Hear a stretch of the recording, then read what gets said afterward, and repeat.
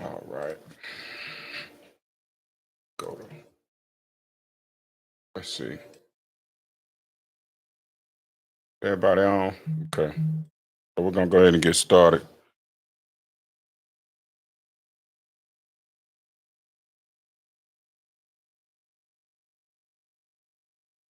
We're starting at Deuteronomy chapter 5.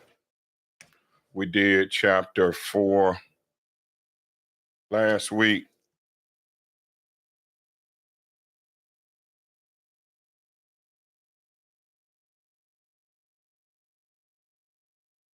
And Moses called all Israel and said unto them, Hear, O Israel, the statutes and judgments which I speak in your ears this day, that ye may learn them and keep and do them.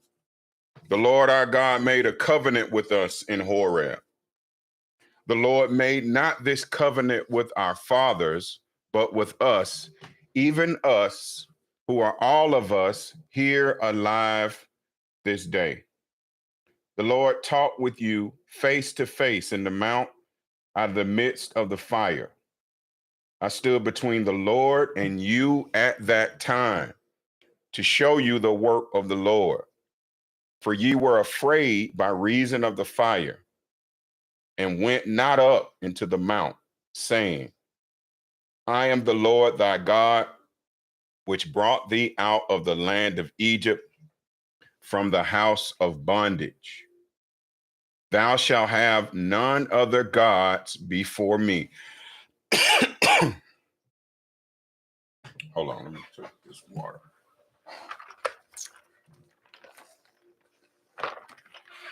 I always like to bring reference to the exclusivity of the Bible itself and the tragedy that most of our people learn the Bible from a religion, a man-made religion, that the elders of that religion don't understand the Bible themselves. They don't have the knowledge, wisdom, and understanding that is promised for keeping the commandments, keeping the statutes, keeping the laws. If you notice, this is Deuteronomy, the 5th chapter. And to put this in context, this is after the Israelites were taken out of Egypt, where Pharaoh placed hard bondage on the Israelites. And so we have Moses calling all of Israel together. This is all 12 tribes of Israel that are in the wilderness. When the Most High commanded Moses to tell Pharaoh, let my people go so they may worship me. Why did the Most High take us out of the land? Because of the hard bondage that the Pharaoh decided to place on the children of Israel. The Pharaoh said that if we leave them thus alone, they will become stronger than us. And today we are in a modern day Egypt. And this kingdom has the same vision, aspiration, goals, and desires as the Pharaoh in Egypt. So I want you to pay attention to these things and understand that we are in the time of our captivity. Why? Because we disobeyed the law, statutes, and commandments of the Most High power. Okay? He's very plain. He's very specific. He says over and over again. Let's read verse 1 again. This is Deuteronomy chapter 5 and verse 1.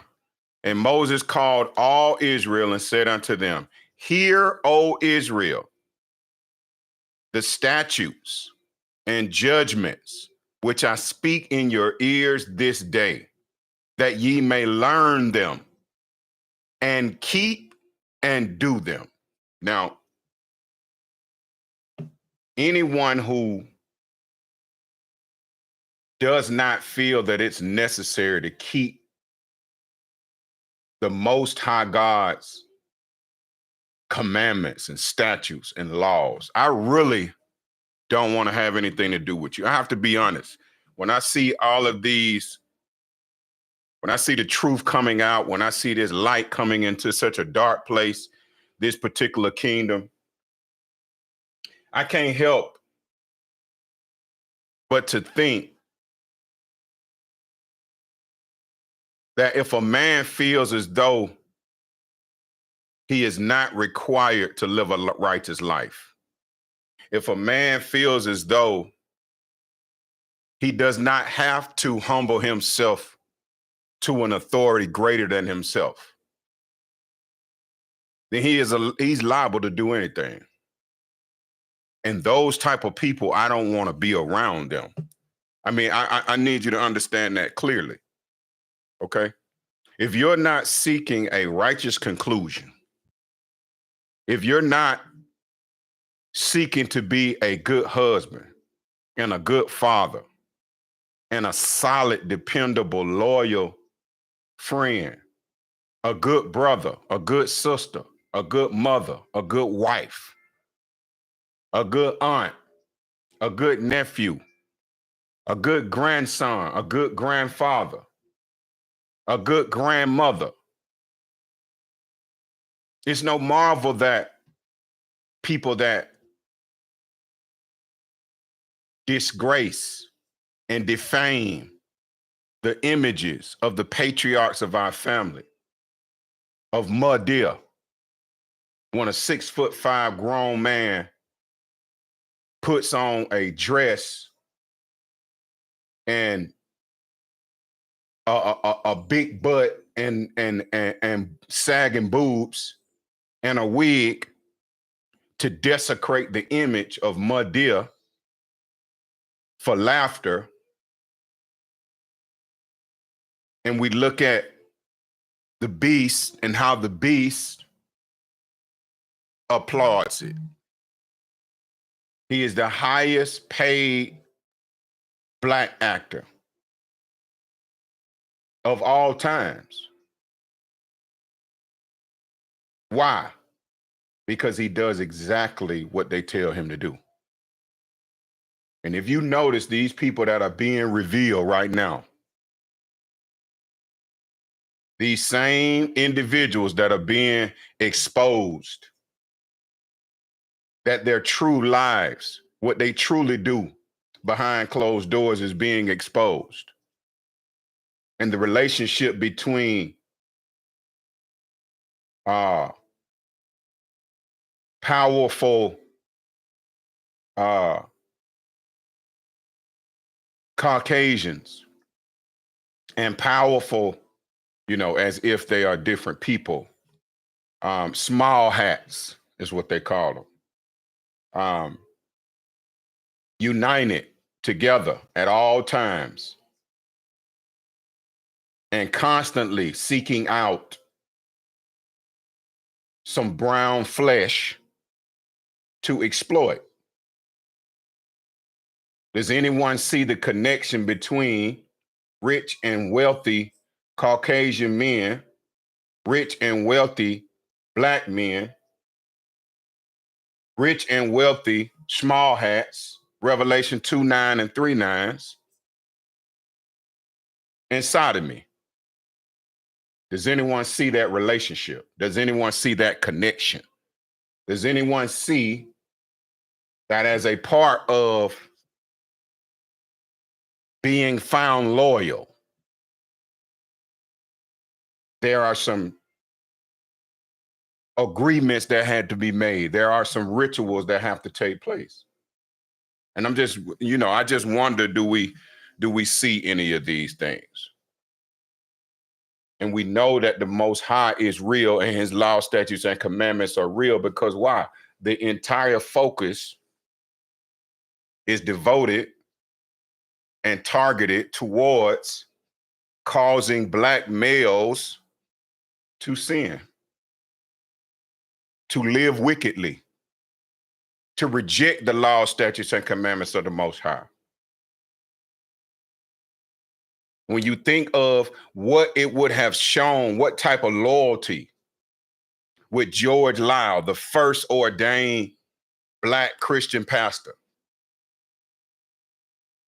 what would he have had to do in order to show the loyalty for Caucasian and Revelation 2:9 and 3:9, small hats, to find him worthy to preach the gospel of the image of the beast? What would have been required? You know, when I think of who were the first sellout to the Black community, and you cannot overlook the Black church. The Black church is responsible for teaching Diddy who God is. The Black church is responsible for teaching R. Kelly who God is. It's the Black church. So when we see these deeds of young girls, this is what the beast has always done. This is what Greek culture and Roman culture, Edomite culture has always done. It's nothing new. It's nothing new under the sun. And so when you look at a hip hop and when you see my post and it says hip hop is white supremacy, understand what I'm meaning. Understand the purpose of it. You can also say R&B is white supremacy as well. Why? Because no R&B artist, no hip hop artist does not have a Caucasian or a Revelation 2:9 and 3:9 small hat behind them as a part of their contract. Hip hop funds Caucasian and Revelation 2:9 and 3:9 families, period. And so here we have the context of the prophet Moses, the most humble of all prophets, the one that the Lord said he spoke to Moses face to face. He didn't speak in allegories and similitudes. He gave Moses the beginning, the midst, and the end of times. He gave him the understanding of these times. Moses saw Christ coming. Moses saw the Romans with Titus and Vespasian in 65 AD, in 70 AD, with the great siege of Jerusalem, of the three southern kingdom tribes, Benjamin, Judah, and Levi. And following the instructions of Matthew, the 24th chapter, and Christ himself, the southern kingdom Israelites fled into the mountains of West Africa. And in the 16 and 1700s, you had a map created where it sectioned off that portion of West Africa as Negro land. And I want to pull that map up.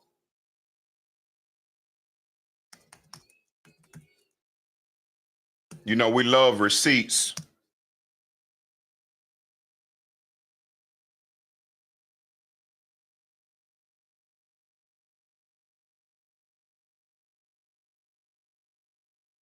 Can everybody see that on the screen?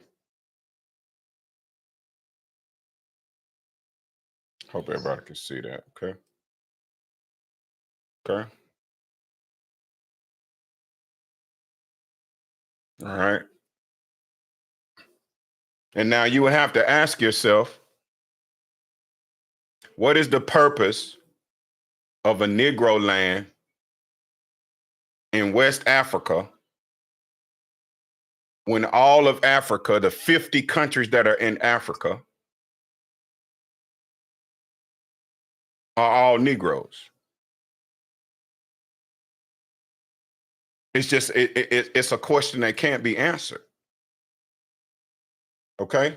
And if you look at these, you look at these mountains, These are the mountains from Matthew, the 24th chapter, where Christ said that when you see Jerusalem compassed with armies, flee into the mountains. It's talking about the mountains of West Africa in this area known as Negro land. Okay? So now, let's go back to Deuteronomy 5th chapter. And I'm going to start at the 4th verse again. The Lord talked with you face to face in the mount out of the midst of the fire. I stood between the Lord and you at that time to show you the work of the Lord. For you were afraid by reason of the fire and went not up into the mountain, saying, I am the Lord thy God, which brought thee up out of the land of Egypt from the house of bondage. The term Egypt means bondage. So you can understand. That original land was called Mizraim, according to Genesis, the 10th chapter. So let's go there. Let's go there. Let's pull the receipts. Until you understand the table of nations, well, first of all, if you don't believe in a God and you don't believe in living a righteous life and improving yourself and not being a wicked sexual demon, then this is not the live stream for you. This is not the class for you.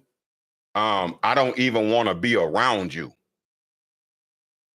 When you think that you could just live your life and you could just be spiritual, I don't want you around me because it's decision-making time now, okay? This is Genesis, the 10th chapter and the 1st verse. Now, these are the generations of the sons of Noah, Shem, Ham, and Japheth. And unto them were sons born after the flood. You have to understand it's only 8 souls that lived through the flood. Noah and his wife, Shem, Ham, and Japheth, and their wives. 8 individuals lived through the flood. Okay? I want everybody to understand that. 8 individuals lived through the flood. 6 of those individuals populated the earth. I need you to understand that. It says, unto them were sons born after the flood. The father determines the nationality.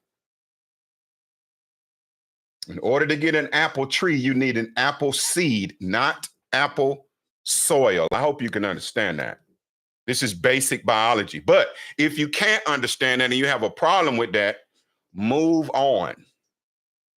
Move on with your life. Don't find yourself following me, wanting to have a conversation with me, none of the above, because I don't have time. Things are wrapping up, if you did not notice. You know, our parents told us quite often when I was coming up, we're in the last days, we're in the last days. But if you need somebody to tell you you're in the last days and you still haven't found the creator of the heavens and the earth, you still don't believe in God's laws, statutes, and commandments, please don't come around me. All right? I want to make that very clear. All right. The sons of Japheth, Magog, Madai, Javan, Tubal, Meshach, and Tyrus. Now, many Israelite teachers, and these are my brothers, and I got much love for them because you got to understand something that nationality has been one of the biggest deceptions of the wicked one. With us coming up through and learning about the Bible through the Christian church teaches from the religion of Antiochus Epiphanes. Antiochus Epiphanes said it plainly that all should be one people and all should leave their laws. which means that there are no nationalities. There's just white supremacy, Caucasians who are by biblical nationality, Edomites. Edomites ruled the earth. Okay. The fourth and final beast is the descendants of Esau. Okay. All right. And so when you look at Japheth's seed, they are the original. When you look at the seed of his son Javan, Javan had a son by the name of Kittim, as you'll see it here. The sons of Javan was Elisha and Tarshish, Kittim, and Dodanim. Now, Alexander the Great was from Esau's son, Duke Amalek. Okay, so I want to go to Genesis chapter 36.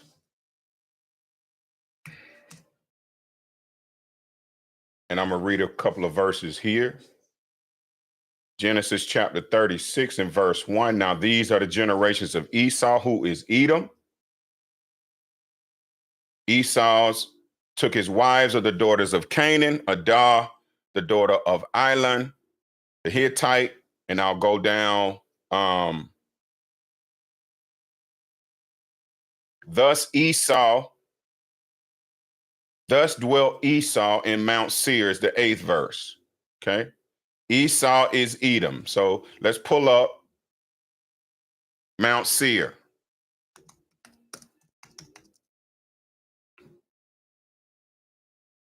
Now, you may know of this image from the movie Raiders of the Lost Ark to show you that the Edomite powers know clearly who their people are. Okay. This is Mount Seir. This is Edom. Okay.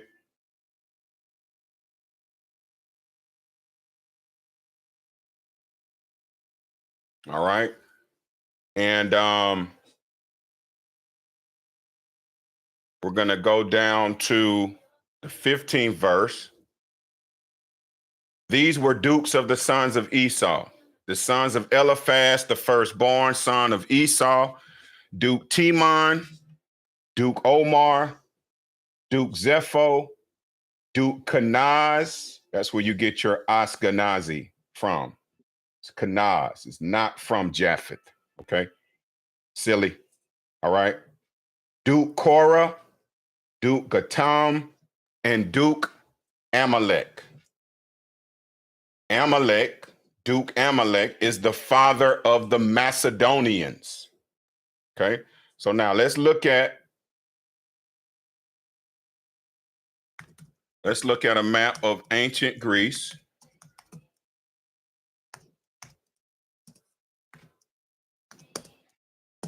And where Macedonia is located.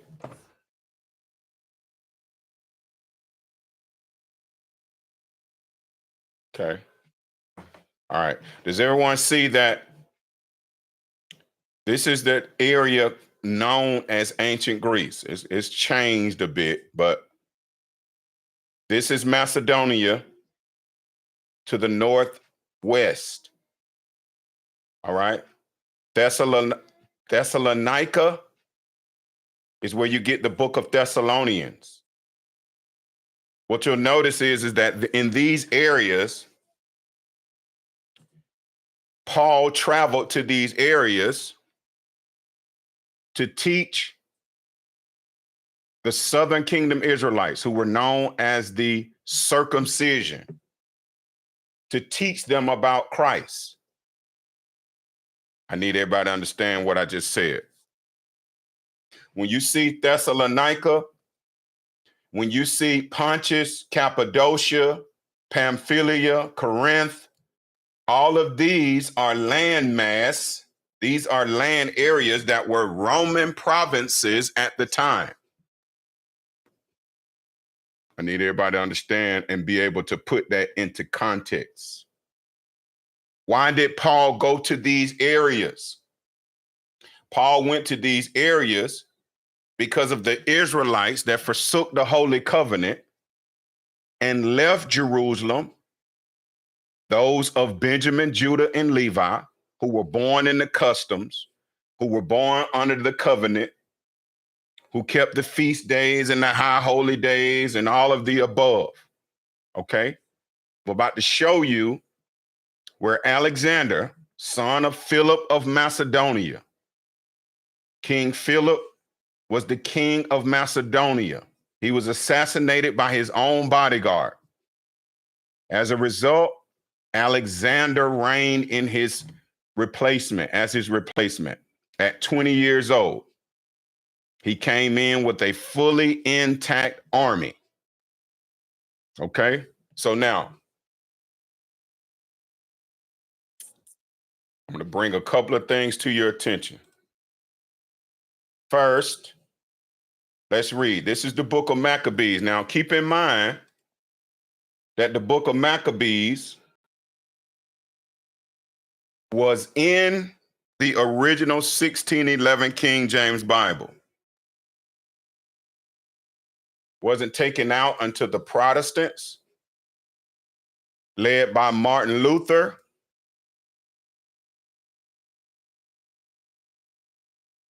said that the Apocrypha, which means hidden books, 14 books in the Apocrypha. It actually it chronicled. It starts out with the first Maccabees, which chronicles the Greek captivity, and I'm going to show you just how that took place. How did Japheth's seed of Kittim, how they were in the land first, and how the Macedonians were up under Kittim's rule for a very long time and under their government of what was known as Hellenism. Okay, so I want to read this. I want you to pay attention to what's going on, and I want you to write down the chapter and the verse in your precept book so that you can follow along and understand how significant this is. Because this is the face of the fourth and final beast.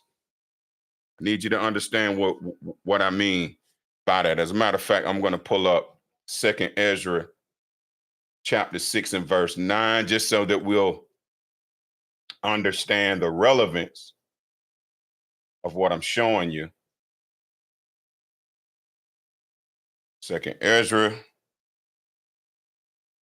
chapter 6. Wait a minute. 2nd Ezra chapter 6 and verse 9.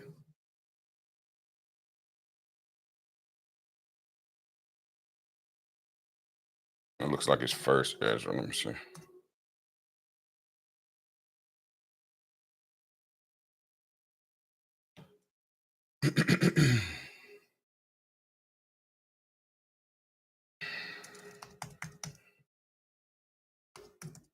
Okay.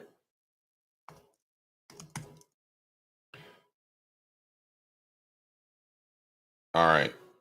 So it is 2nd Ezra chapter 6 and verse 9. Now, when you go through this online, this is a University of Michigan Apocrypha that's online. It always has Ezra 4.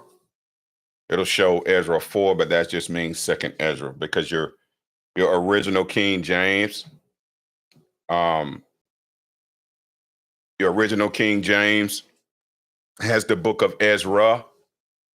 And most of the time when you see, like right here, it says the book of Ezra, right? Where they changed it for the KJV. But when you look here, it says Esdras, the hand of the man is betwixt the heel and the hand. Other questions, Esdras, ask thou not. Okay. So what I want to do is I want to start here. This is 2nd Esdras. Esdras is Ezra. in the KJV. Okay. I'm going to start at verse 7. Then answered I and said, what shall be the parting asunder of the times? Meaning, what shall transpire? He's asking what the Most High, the prophecies that the Most High gave Moses. Well, Moses understood the past, the midst, and the future, and the prophecies being revealed. The Most High showed him all those things, okay? Jacob's hand held first the heel of Esau.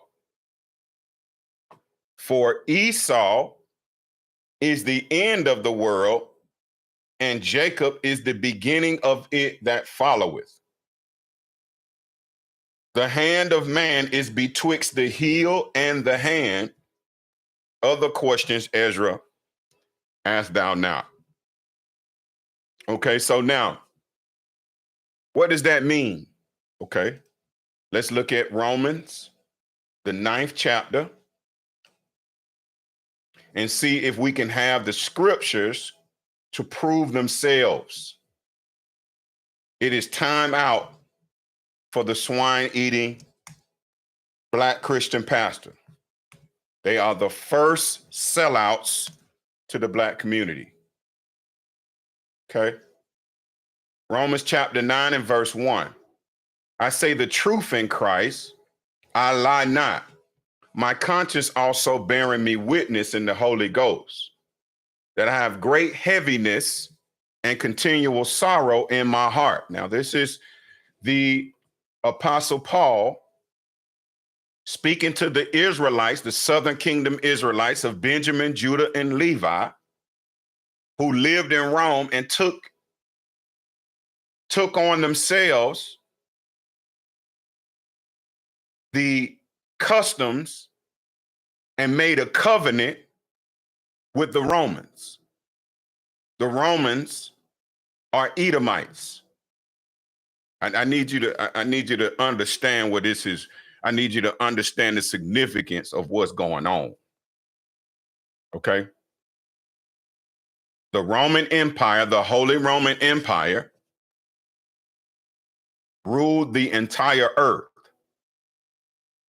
The Holy Roman Empire, during the time of Christ, was over Jerusalem, but allowed the Israelites to govern themselves by their laws,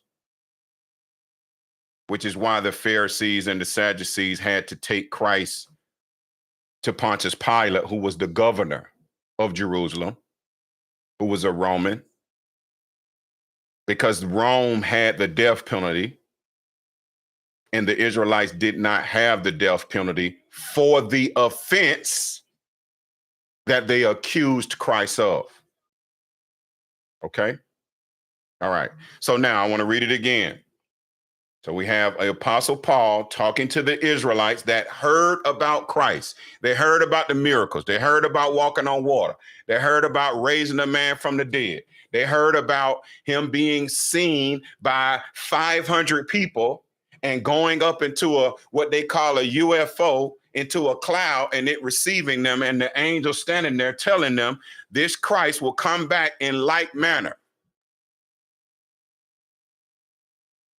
They wanted to see and hear about this Christ, what he suffered, and how it attached itself to the prophecies that he fulfilled when he came.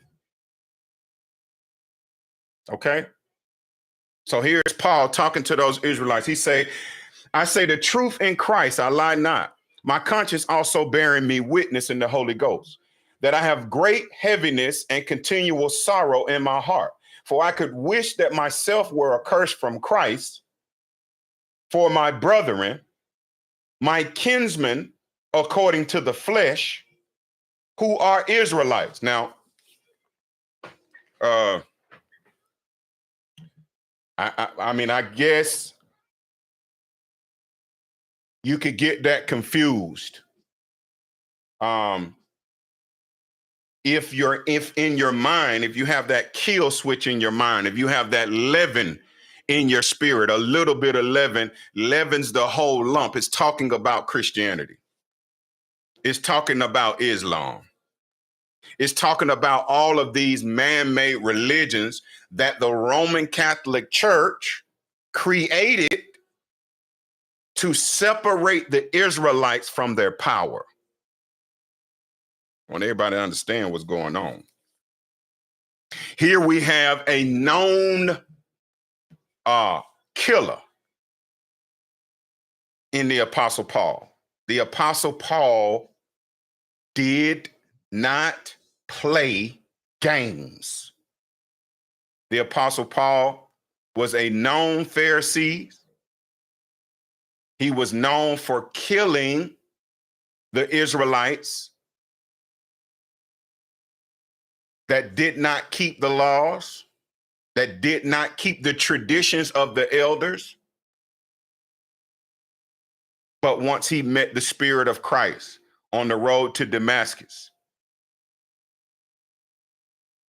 and he went and he sat at Ananias' feet, he was blind and could not speak for 3 days, which means shut your mouth, sit down and learn, listen and learn. And he was taught from the milk of the scriptures. And from that, he went out to gather back those southern kingdom Israelites that forsook the holy covenant. And we're going to read about them in just a second. Third verse again. For I could wish that myself were accursed from Christ for my brethren, my kinsmen according to the flesh, who are Israelites, to whom pertaineth the adoption and the glory and the covenants and the giving of the law and the service of God and the promises. That's significant within itself. Do you know what pertain means? Meaning belonging to. What is the adoption? The adoption is Christ dying on the cross, reconciling the Israelites back to their power, reconciling those that were sanctified by the Lamb that was slain before the foundation of the earth. Can't get all in one day. It's like a fire hose, just truth come out, and you've been in the Christian church getting lied to for 20, 30 years. You got so much leaven in you, you don't even understand how much leaven you got in you.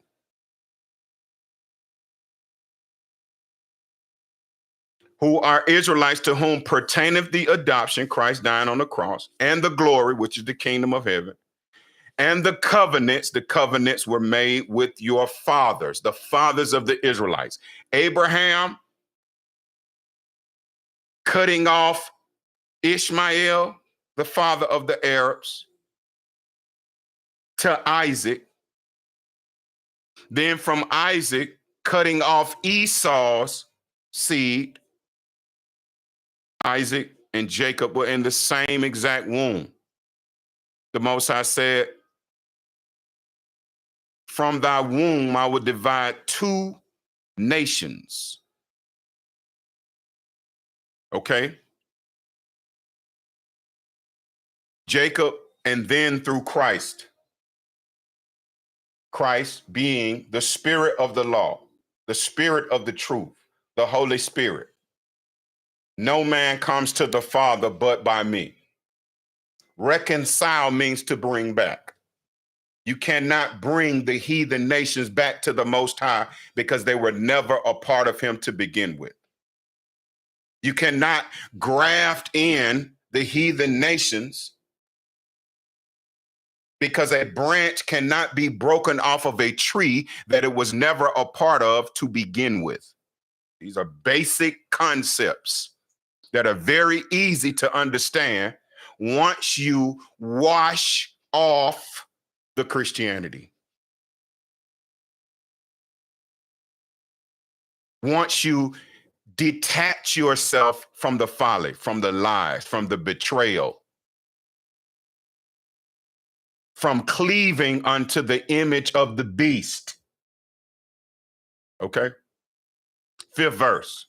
Whose are the fathers, and of whom, as concerning the flesh, Christ came, who is over all, God bless forever. Amen. Now, I don't understand how anyone could get that confused. Whose are the fathers? Everyone does not have the same father. Okay. I need you to understand that. Abraham, Isaac, and Jacob is who the 12 tribes of Israel descend from. Now, people always say, well, your skin color gonna make. I mean, you can't even put together a rational thought. Okay. Nobody is saying that your skin color is going to grant you salvation. Your nationality is going to grant you salvation. And the 6th verse is going to explain to you why. 6th verse. Now, as though the word of God have taken none effect, for they are not all Israel, which are of Israel. So there you go. You Pharisees that Christ said, ye are of your father, the devil, the lust of your heart, he will do. He was a murderer from the beginning and abode not in the truth. You see, when you humble yourself and you sell your soul to the beast, you no longer abode in the truth. You abode in a lie. You are forsaking the holy covenant. I'm gonna show you that in just a second. I'm gonna show you that in just a second and show you how powerful the spirit of the truth is and how you don't have to agree with me. I have no concern. I'm not here to convert you. I'm here so that those that are looking to hear, understand, see, and understand, comprehend,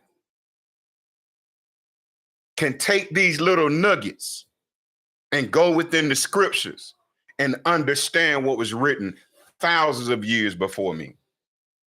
Okay? That's why I would never be arrogant enough to preach a sermon to a people robbed and spoiled and destroyed at every turn. Okay? All right. So now, 7th verse. Neither because they are the seed of Abraham are they all children, but in Isaac shall thy seed be called. Abraham had more than Isaac. Ishmael was his oldest son. If you recall, he went to the Lord and asked the Lord. He went to the Lord and asked the Lord to give the blessing to Ishmael. Ishmael is the father of the Arab nations. Okay?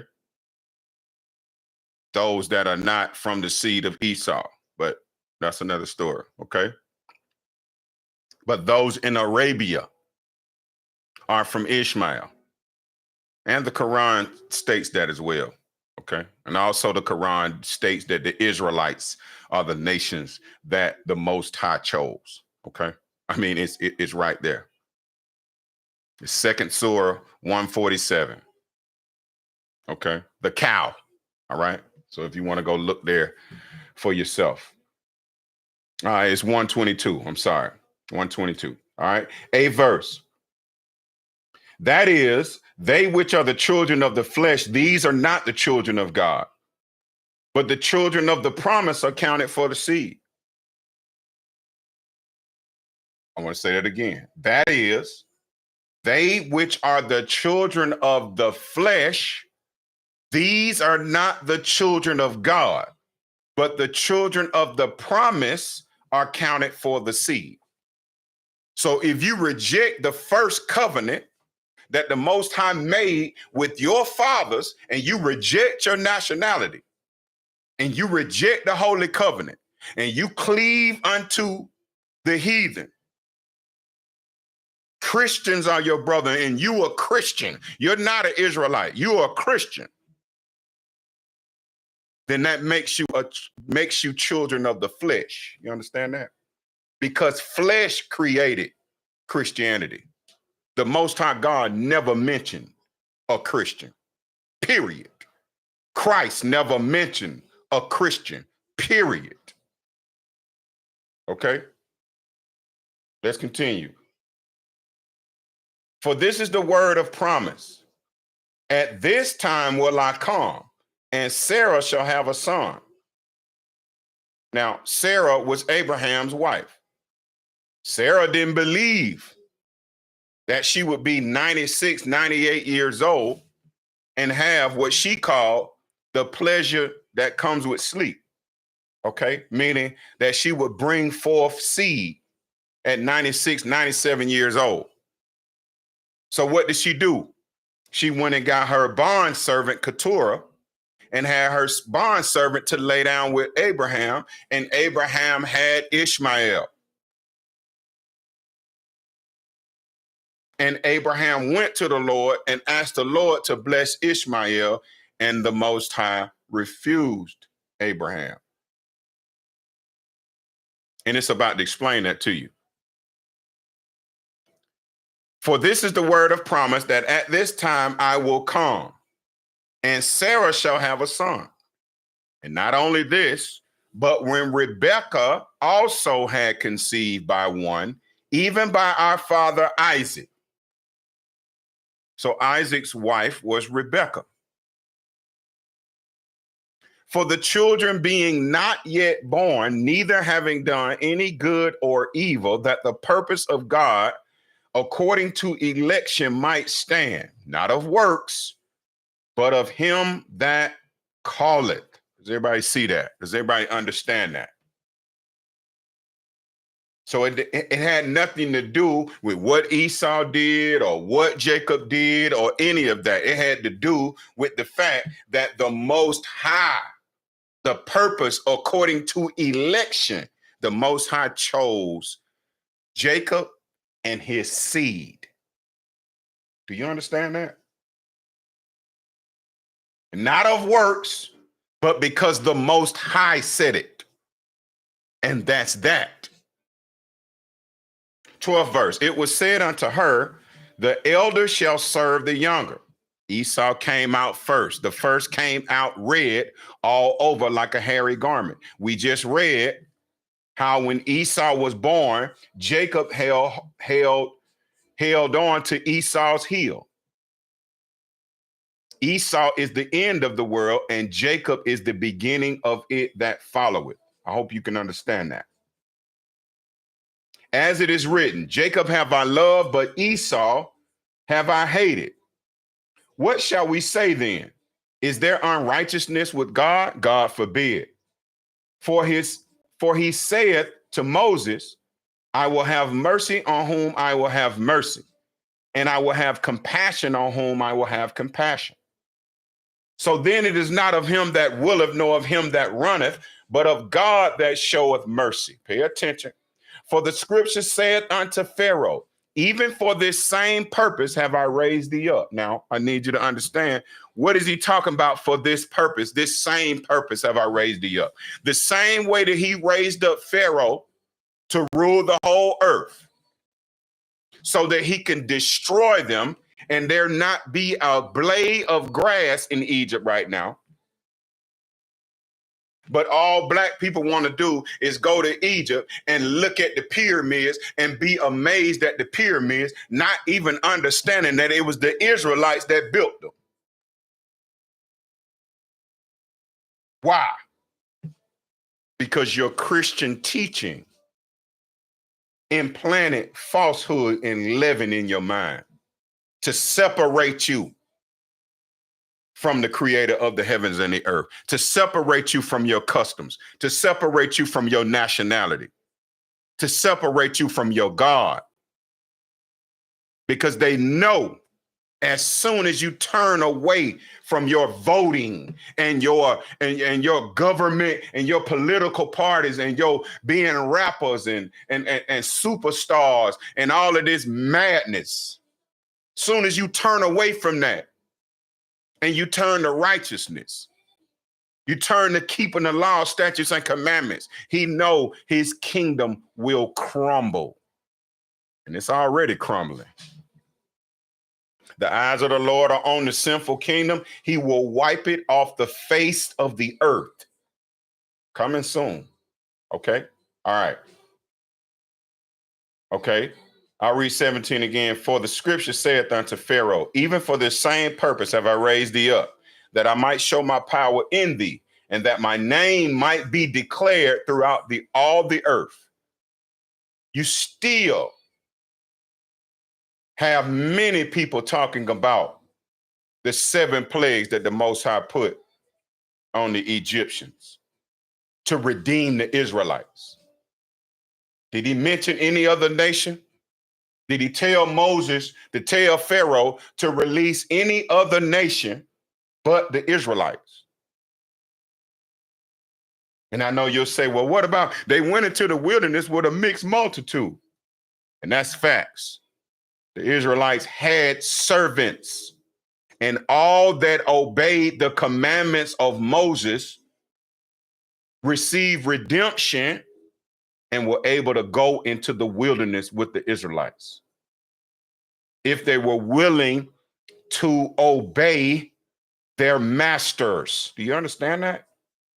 And now keep in mind, all of you Israelites that were in Egypt that just kept shooting dice and playing spades and acting like it wasn't nothing going on and rejecting the commandments and following after Pharaoh's religion and worshiping their idols. Guess what? You ignored the warnings that Moses gave. And guess what? The Bible does not speak about any of those Israelites ever again.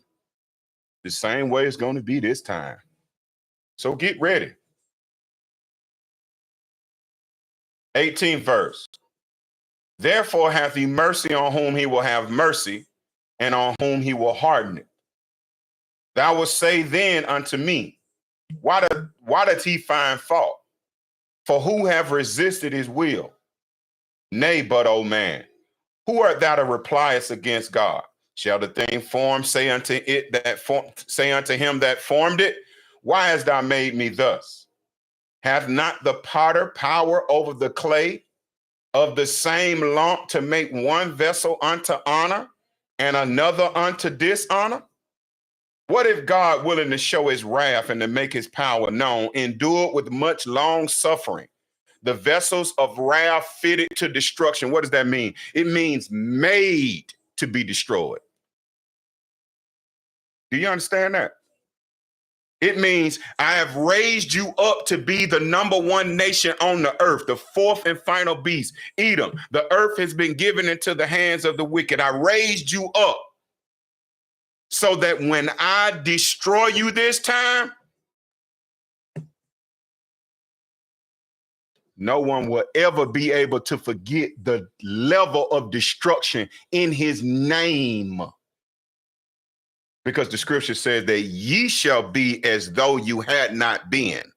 Okay, let's make sure we get that too. I want to finish this one though. 20th verse, 21st verse. Have not departed the power over the clay of the same lump to make one vessel unto honor and another unto dishonor. What if God, willing to show his wrath and to make his power known, and do it with much long suffering, the vessels of wrath fitted to destruction, and that he might make known the riches of his glories of the vessels of mercy, which he had afore prepared unto glory, which he had afore prepared unto glory. What does that mean? Before the earth was. When the Lamb was slain before the foundation of the earth. To do what? To sanctify the Israelites. Those that names were written in the book of life, not the heathen nations. Okay. I need you to understand that. Okay. So now, and you know what? I want to make sure I finish with 24. Even us, whom he have called, not of the Jews only, meaning not of the southern kingdom only, of Benjamin, Judah, and Levi, not of the southern kingdom Jews only, not of the circumcision only, not of those that were just brought up in the customs in the feast days, going to the temple to hear the laws read and made sense of every Sabbath day by the Levitical priests, those that still kept the sacrifices. Not them only, not only Benjamin, Judah, and Levi. Why did they call them Jews? Why did they call all of them Jews? Paul was of the tribe of Benjamin. Why did they call him a Jew? Because Judah is the kingship tribe of the southern kingdom. The first king of the southern kingdom was Rehoboam, the son of Solomon from the tribe of Judah. Israel was a united kingdom for 120 years, 40 years under King Saul, who was of the tribe of Benjamin, 40 years under King David, who was the only king to rule after the Most High's own heart, and 40 years after King Solomon. That's 120 years. And the only reason that the Lord allowed Solomon to finish his 40-year reign is because of the exploits of his father David. So he said that I won't rent the kingdom out of thy hand. I will rent it out of thy son's hand. And what happened? 10 tribes went to the north. The first king of the northern kingdom was Jeroboam. If you don't understand this history, you do not understand the Bible. You don't know what a Gentile is. You don't know what it means to make yourself uncircumcised. Okay? Which we will read in just a second. Okay? So when it says in the 24th verse, even us whom he have called, not of the Jews only, but also of the Gentiles, meaning the northern kingdom 10 tribes. Okay? Naphtali, Issachar, Zebulun, uh, uh, Simeon, Reuben, Naphtali. I don't have all 10 just right off the top of my head, but the 10 northern tribes. You can go to 1 Kings, the 11th, 12th, and 13th chapter in order to see that history. All right? All right. So now I want to go back to First Maccabees, the first chapter, and it happened that after that, Alexander, son of Philip the Macedonian, who came out of the land of Kittim, had smitten Darius, king of the Persians and the Medes, that he reigned in his stead the first over Greece. Now, what I want someone to do is to come off. I want somebody to come off their mic. And I want to see if this first verse confuses you, or is it something that's missing here to where I need to know, does everyone understand what that verse is talking about? Does everyone understand the context of it? If you don't, if something is confusing, come off your mic, come off mute now, and tell me so we can discuss it and so we can help you to understand.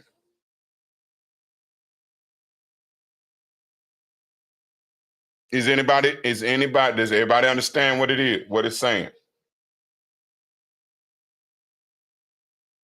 I'll take a stab at it, babe. Okay. It just says, Alexander was the son of Philip, and he reigns in his stead over the Greeks, Hellenists.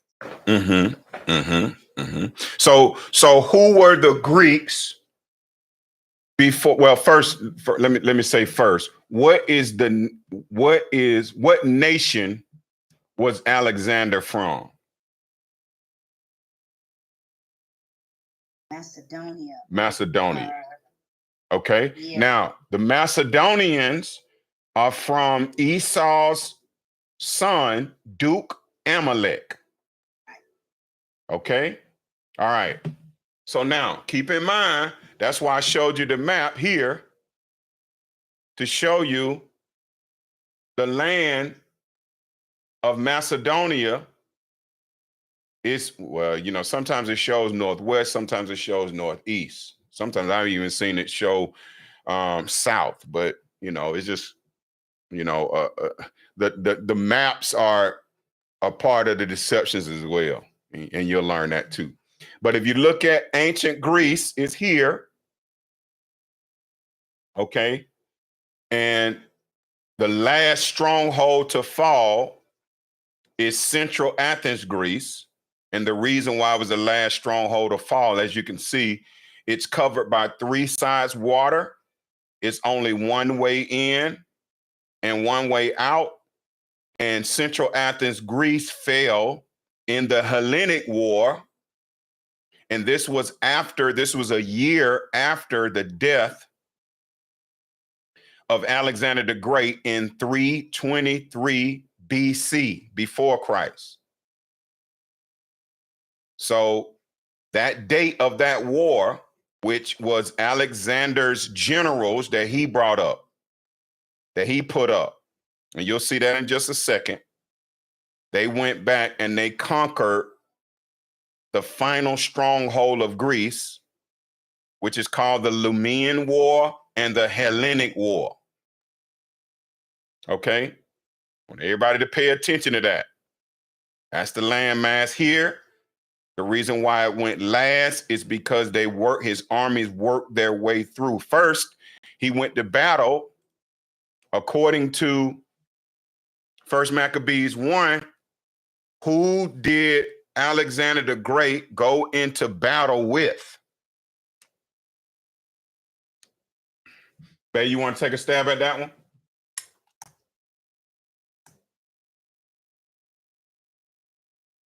And it's not a trick question.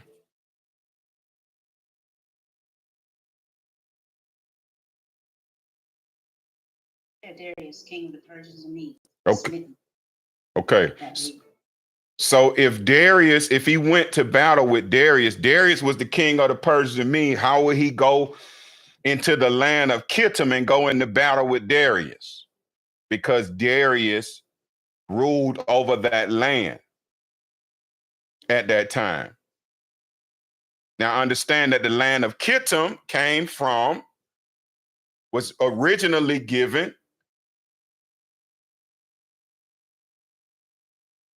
to Japheth's son, Javin.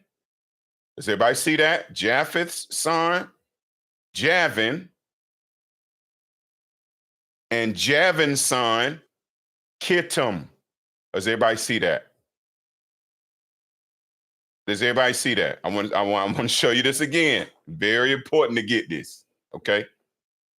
Japheth's son Javin were the original inhabitants of the land called ancient Greece.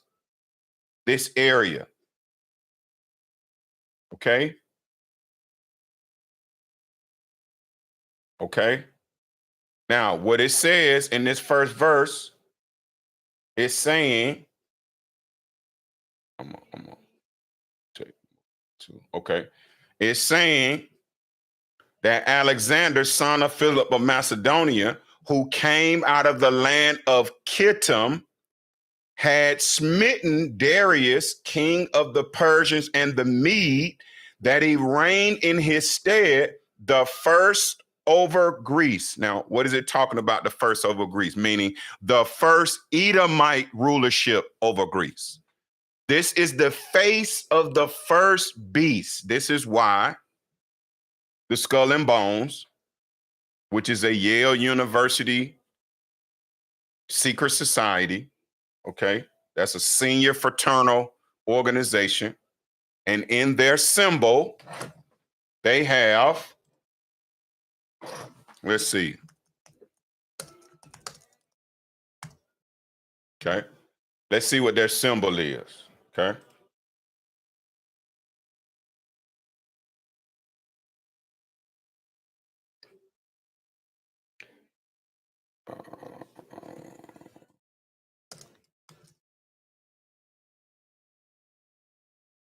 Okay.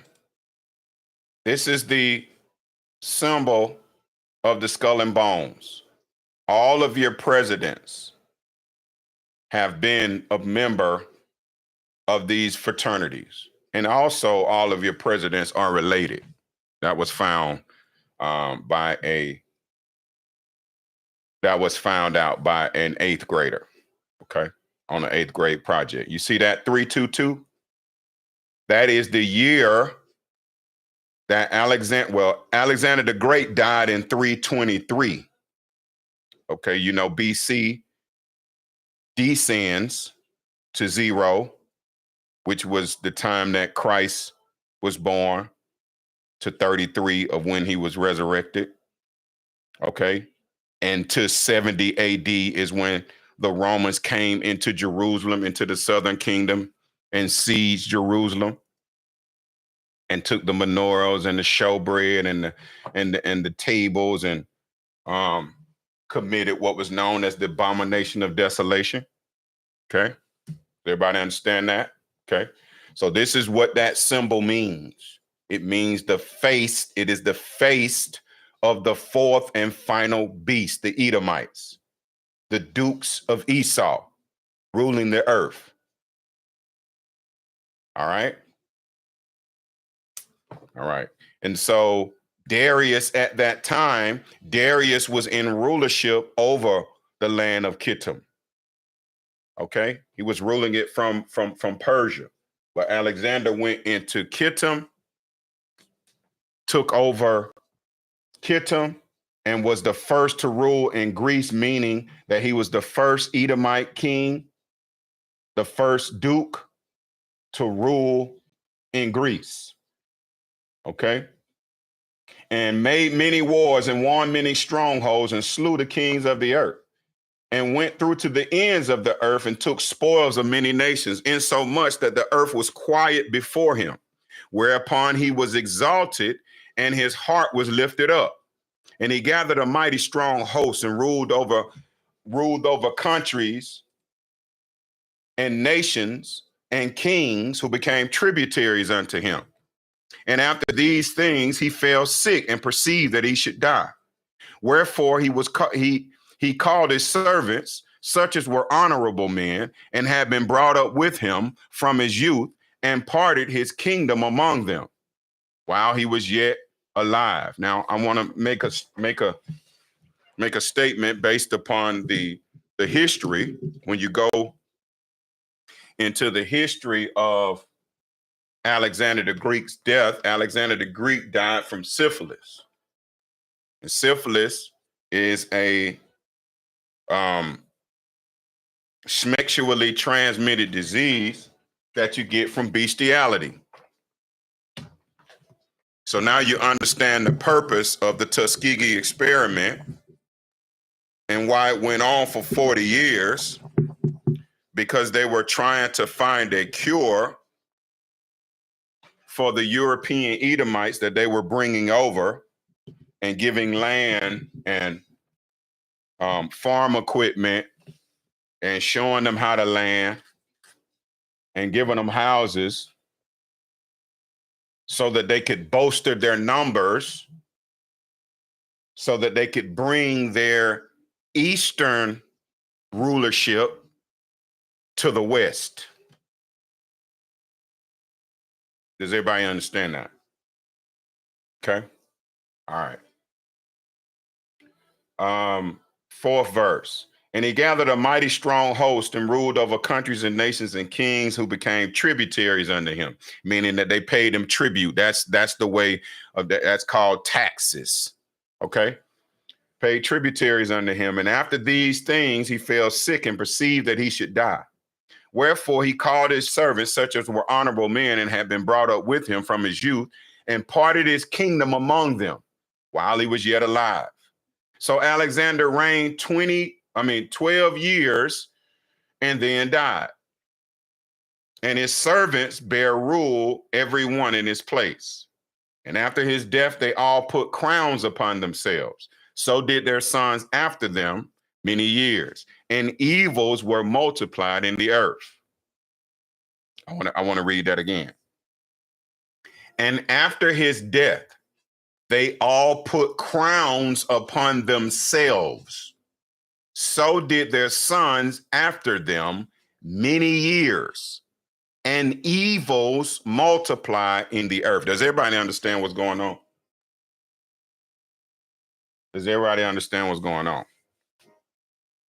Okay. If you understand the definition. I'm sorry, I didn't mean to cut you off. Go ahead, brother. I was trying to respond, and okay, my screen wouldn't let my mic come up. Okay. So, good morning, everybody. Everybody. Good morning, brother. So, what you're saying there, after Alexander died, and he before he died, he split the lands up between those that were grown up with him, and then they ruled after he died, their own places, and then before they died, they put crowns upon themselves so that everybody knows that they were the kings of those lands. That's right. And so did their children do so. So I guess, claim to be the sons of those kings and those evils. And so it was still, because God is always the same. Right. God never changes. Right. So, but if they had a choice, they could have broke the curse, or they could have, kept doing the same stuff, and they kept doing the same stuff. And so it's just like what we see today.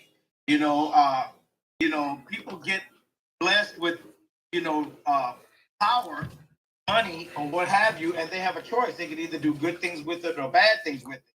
What I'm seeing here, this particular writing it always strikes me, because my mother and my grandfather, they're both native of my mother's born in New York, but my grandfather and my grandmother are native to the Caribbean. But their names, my grandfather's name is Macedon. So this always has a thing with me. I'm like, why did they have this name? And I'm still to this day trying to figure out why and where did this happen. You have to, you got to understand that people are named by the ruling nations. Right. You understand what I'm saying? So for Macedon, now how did the name Macedon, get all the way to the Caribbean? You see what I'm saying? Right. Through slavery. Period. And so it's always been hard, because I've always, and I still do, have respect and honor for that name. But at the same time, when I'm learning this, I'm like, oh my God. Right. It's like insanity. And then you think about it too, though. Think about it. That's why the Most High changed Jacob's name. Right. He changed his name to Israel, because there's a name of the flesh, and then there's a name of the spirit. Okay. You notice how Peter's name was Simon. Right. Paul's name was what? Cephas. Okay. I forget. Well, I Saul. Right. But my point is that the Most High changes the name. Right. Because it's showing a rite of passage. It's showing where you come from the flesh to the spirit. You understand? It's just like calling yourself a Christian, and then learning that Christianity is a name that was thought up by the beast. You understand what I'm saying? That's what the beast named you. I say to myself now that I'm a believer. I'm not claiming to be a Christian. I'm a believer. Well, you're an Israelite. You understand? Because I am of the nation of Ephraim. In my mind, I see myself as a believer. And then I go into detail, saying that I'm of the 12 tribes of Israel. I'm the tribe of Ephraim. Right. But see, this is the thing. The elect, I mean, saying you're a believer is the same thing as saying that you are of the elect, because that's what you when you believe the spirit of the truth, that is what the requirement is for you to gain the kingdom. The only way to get to the Most High, and to get to the kingdom and get to the covenant promises, is through Christ himself.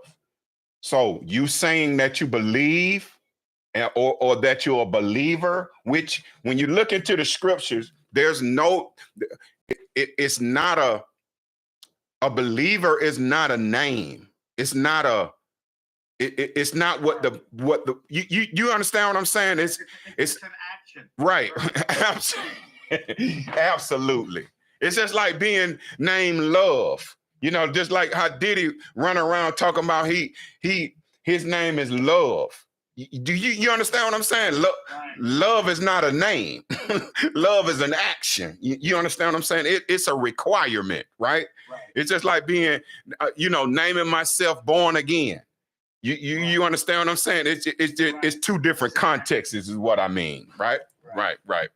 So let's keep going, because I just want to bring some more some very significant things out for you. Okay. The evils continue to be multiplied in the land, because it's still, it was just their history to do so, and so it was just written. Right. And then you got to understand, they wanted that power.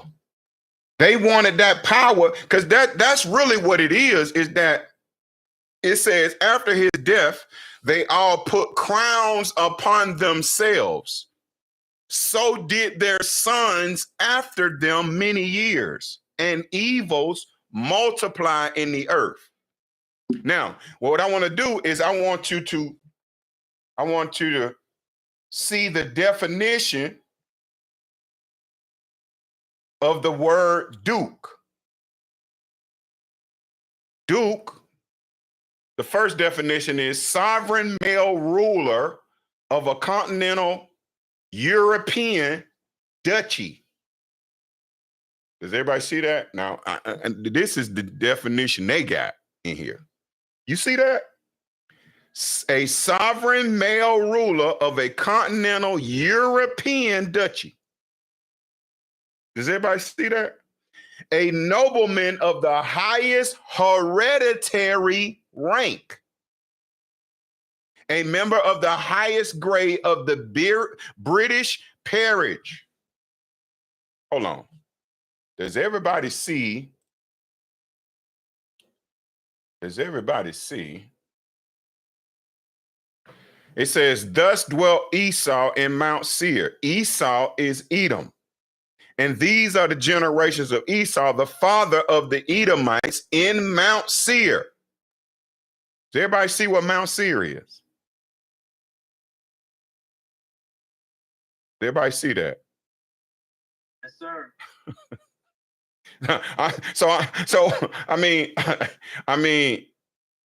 Okay. Let's look at Ezekiel 35. See what the Most High say.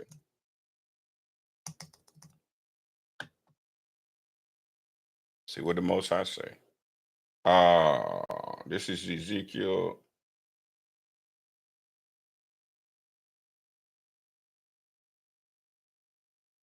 Ezekiel 35.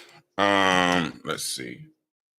Moreover, the word of the Lord came unto me, saying, Son of man, set thy face against Mount Seir and prophesy against it, and say unto it, Thus saith the Lord God, Behold, O Mount Seir, I am against thee. I will stretch out mine hand against thee, and I will make thee most desolate. I will lay thy cities waste, and thou shalt be desolate. Thou shalt know that I am the Lord, because thou hast had a perpetual hatred, and has shed the blood of the children of Israel by the force of the sword in the time of their calamity, in the time that their iniquity had an end. Therefore, as I live, saith the Lord God, I will prepare thee unto blood, and blood shall pursue thee. Sif thou hast not hated blood, even blood shall pursue thee. Thus will I make Mount Seir most desolate, and cut off from it him that passeth out, and him that returneth.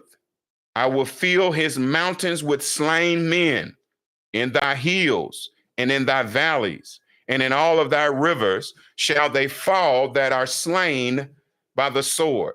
I will make thee a perpetual desolation, and thy city shall not return, and ye shall know that I am the Lord.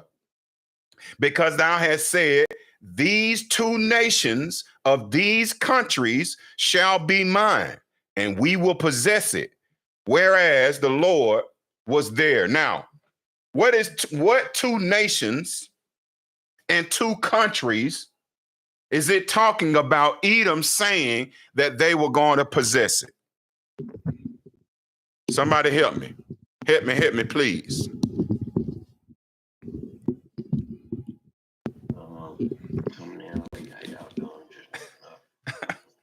Cuz oh. Yeah.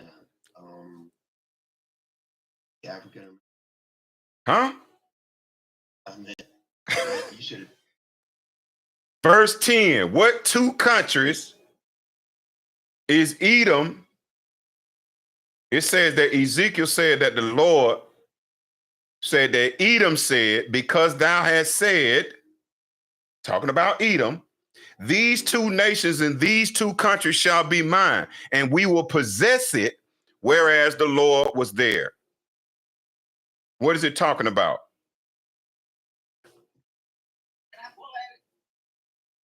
Yeah, go ahead, Auntie. Cuz still asleep.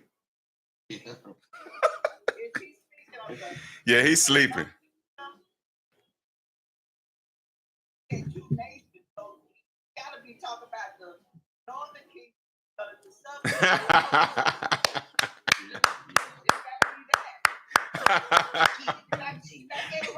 That's right, Auntie. That's right, Auntie. That's right. So sleep and trying. And so this is to help you understand why the small hats search out these particular Israelites, these unlearned Israelites, and take them up under their wing and take them to the pinnacle of the temple and show them all the treasures of the earth and say, for all of this treasure you can have if you will bow down and worship me. I hope nobody didn't miss that. Hold on. Wait a minute. Let's see. Let's see if you can. You're typing it too fast, on. That's what's going on today. With your puffers and your TD Jakes, purple dollar.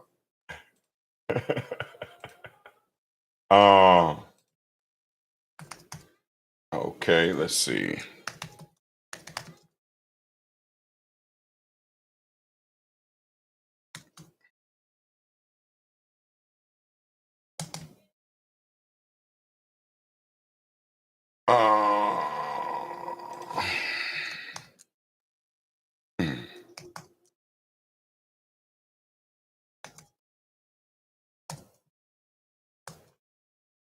All right, let me see. Let's see.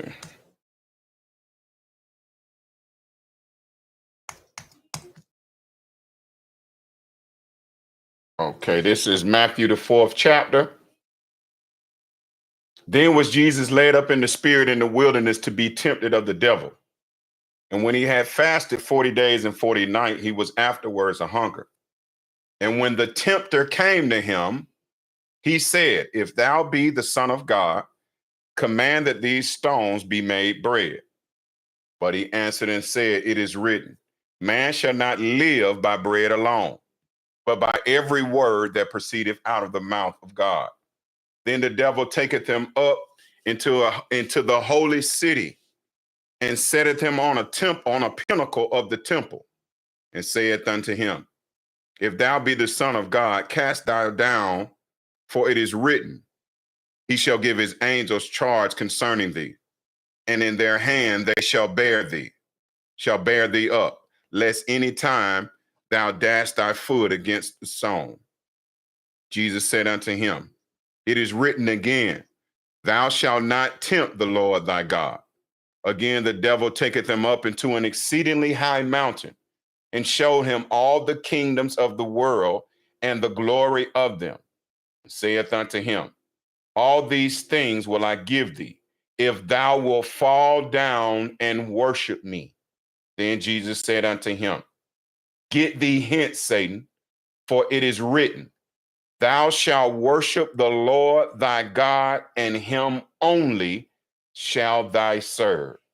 Then the devil leaveth him, and behold, angels came and ministered unto him.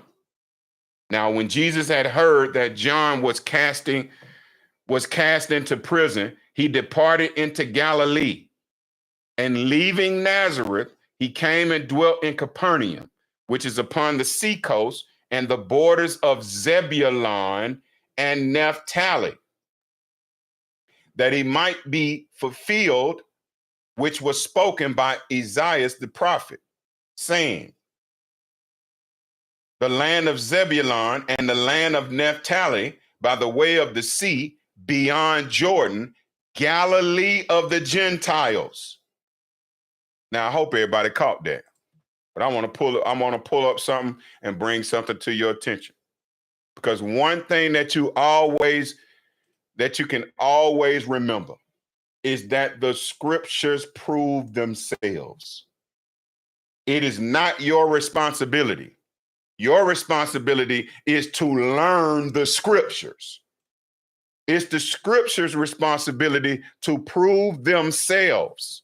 And please understand that you cannot prove everything to everybody. You can only prove righteousness. You can only prove truth to those that the Father gives the understanding to. I hope you get that. Okay. All right. So now I'm gonna pull up this map on the screen.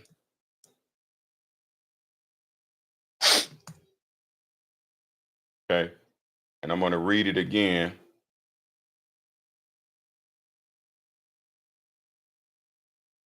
Okay. I'm gonna read the verse again while I have this on the screen.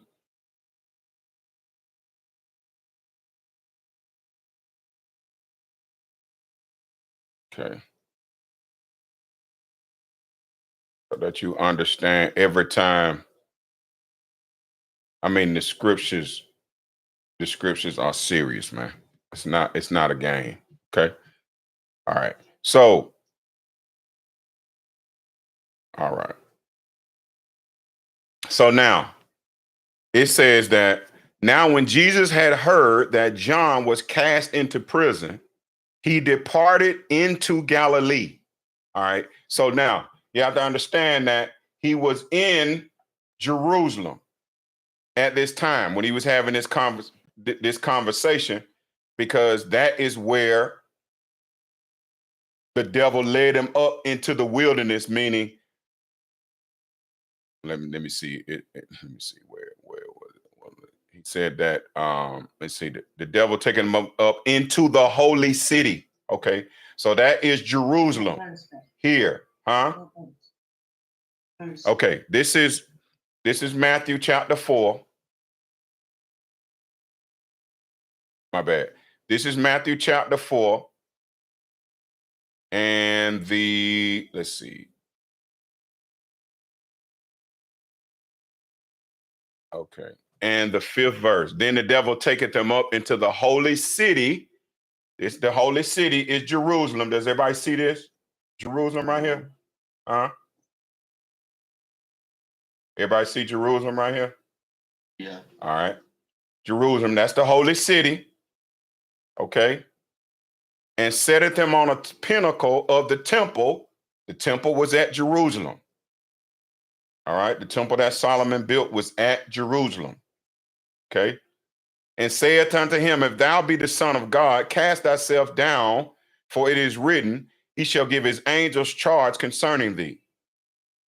And in their hands they shall bear thee up, lest at any time thou dash thy foot against a stone.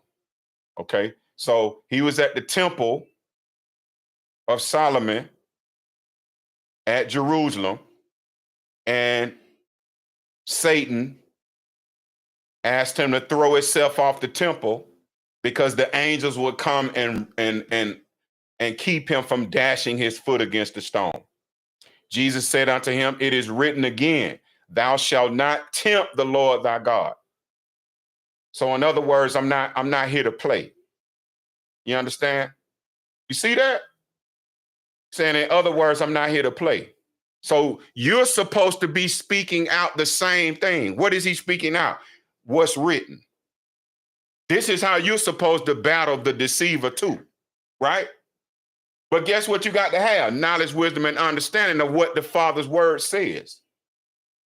That's how you combat the deceiver. You can't combat the deceiver with Christianity because you don't know nothing.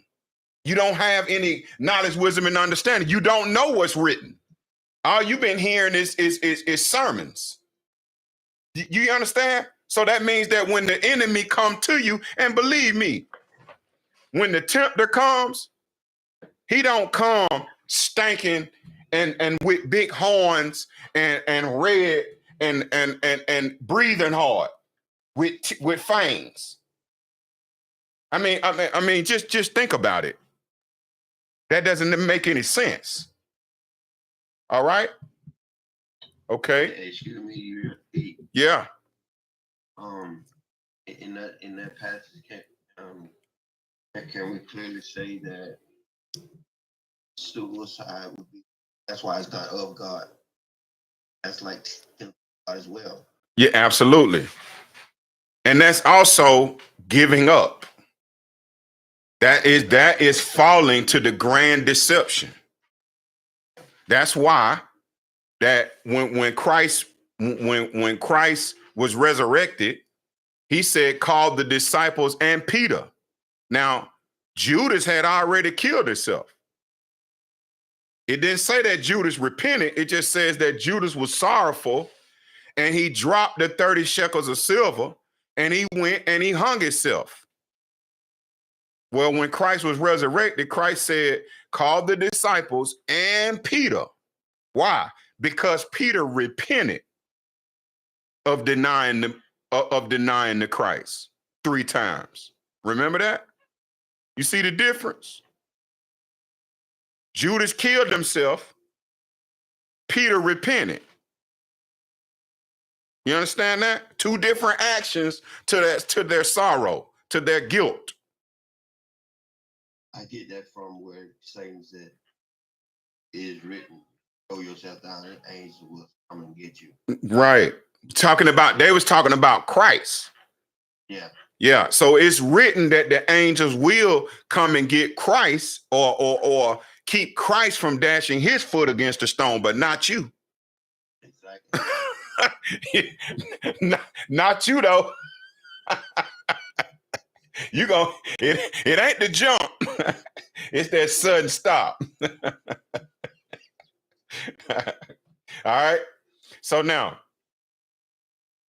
let's go on. Okay. And it saith unto him, all these things will I give thee if thou will fall down and worship me.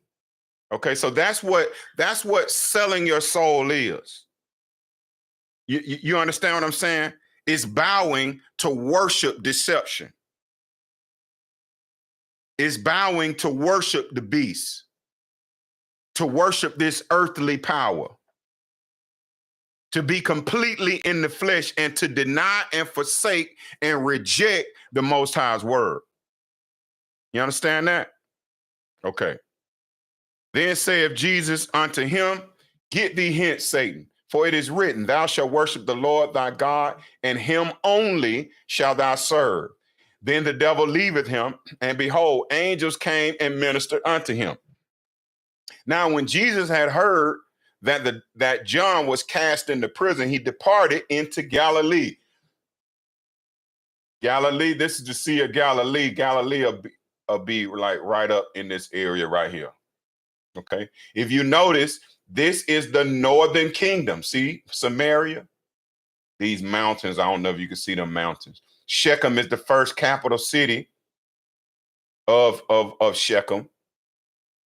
All right. And so you see the northern kingdom. Nazareth is right about here, which means that Christ was born in the northern kingdom. That's why John said this in John 1:46.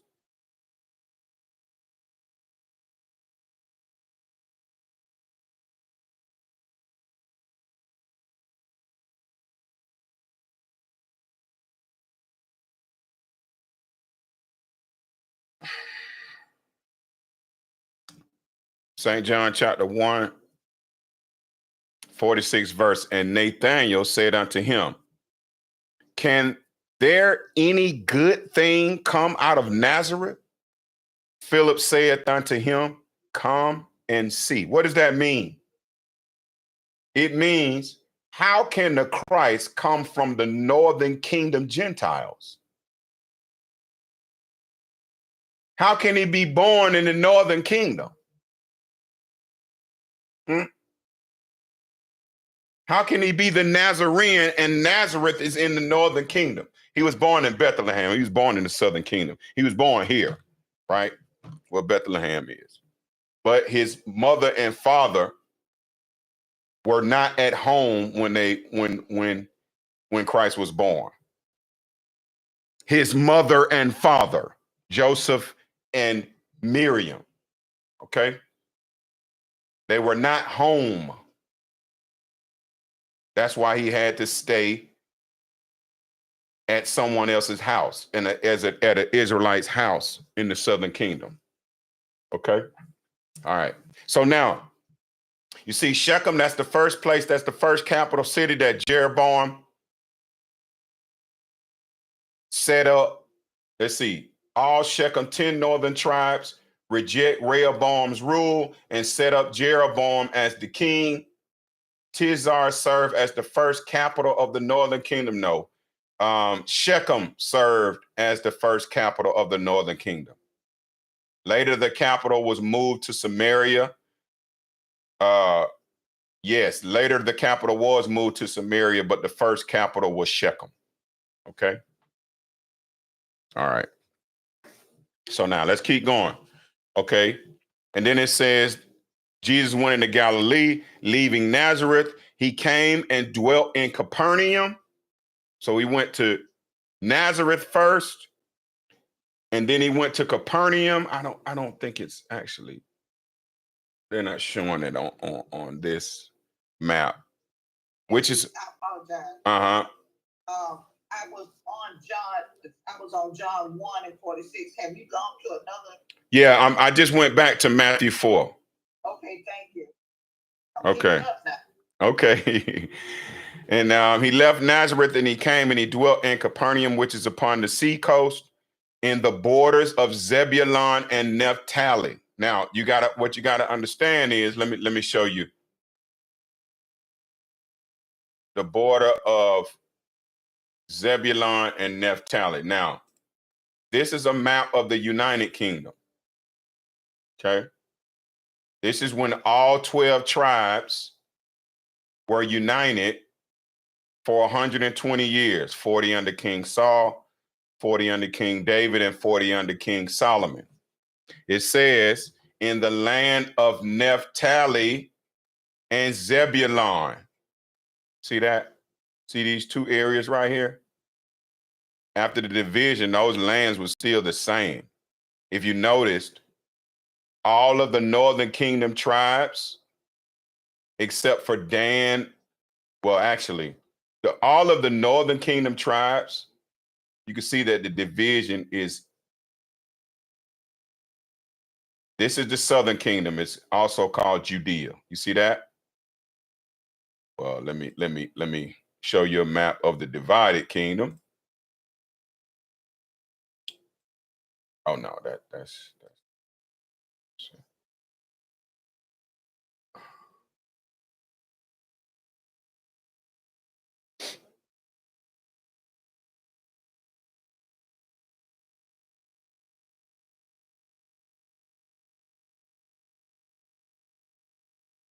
Nancy, I done lost you. okay. Look, okay. So, all right. So look. So I'm on two maps. The first map, this map is the United Kingdom of all 12 tribes of Israel, right?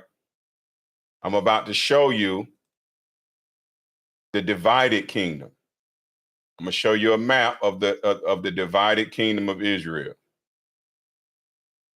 This is the map of how Israel was after the kingdom was divided in 1 Kings, the 11th, 12th, and 13th chapter. This is how the kingdom was during the time of Christ. Okay.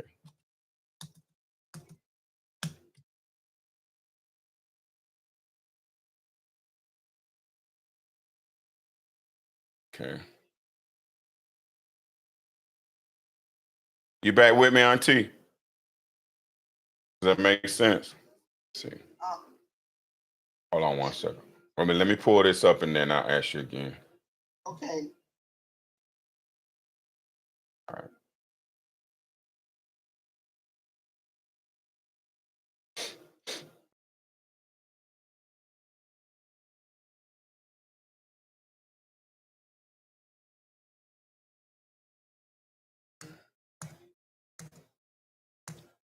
Okay. All right.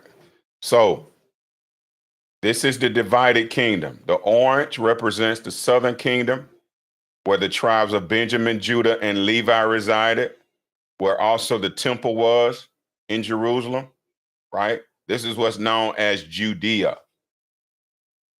Those tribes that lived in the southern kingdom were known as Jews because it was the kingdom of Judah. It was the tribe of Judah was the kingship tribe of the southern kingdom.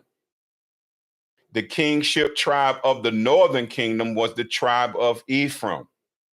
Jeroboam was an Ephrathite, or from the tribe of Ephraim, or our modern day Puerto Ricans. Okay. All right. There's Shechem again, land of Samaria, the exact same thing. Now,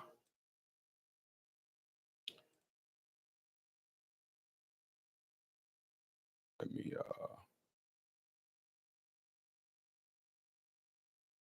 okay.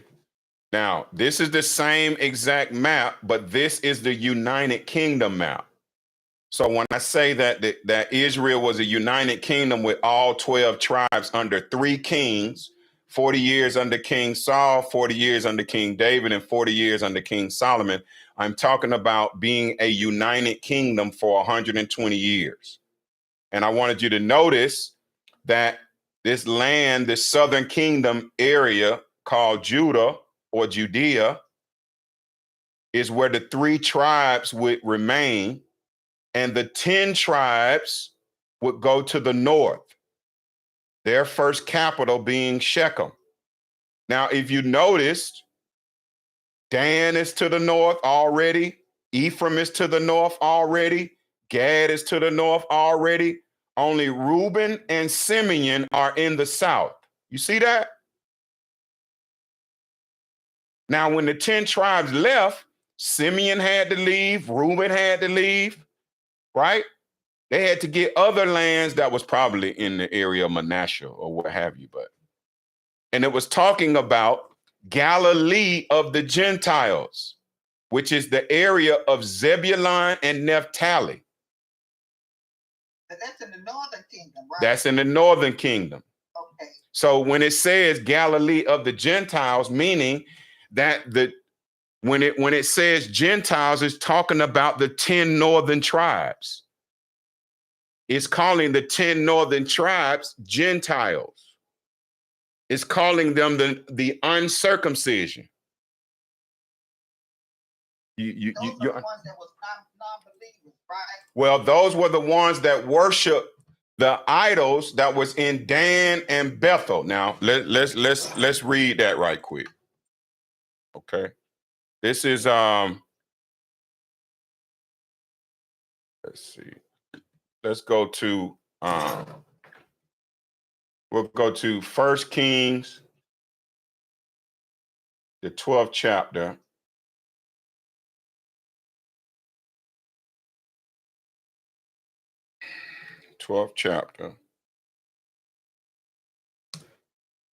Okay. 1 Kings, the 12th chapter. And I'm gonna start right at about the Why not start at the very first chapter? I ain't can't read all that. Let's see, 13. Let's see, 12th chapter. Let's see, first. Okay, wait a minute. I put 12 in now. Yes, you did. Okay, 12th chapter and the first verse. Let's see. All right. Okay. So now,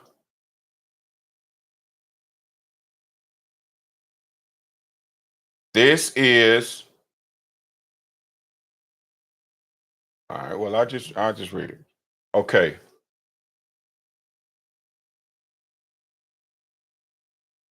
Man. Ooh. Okay.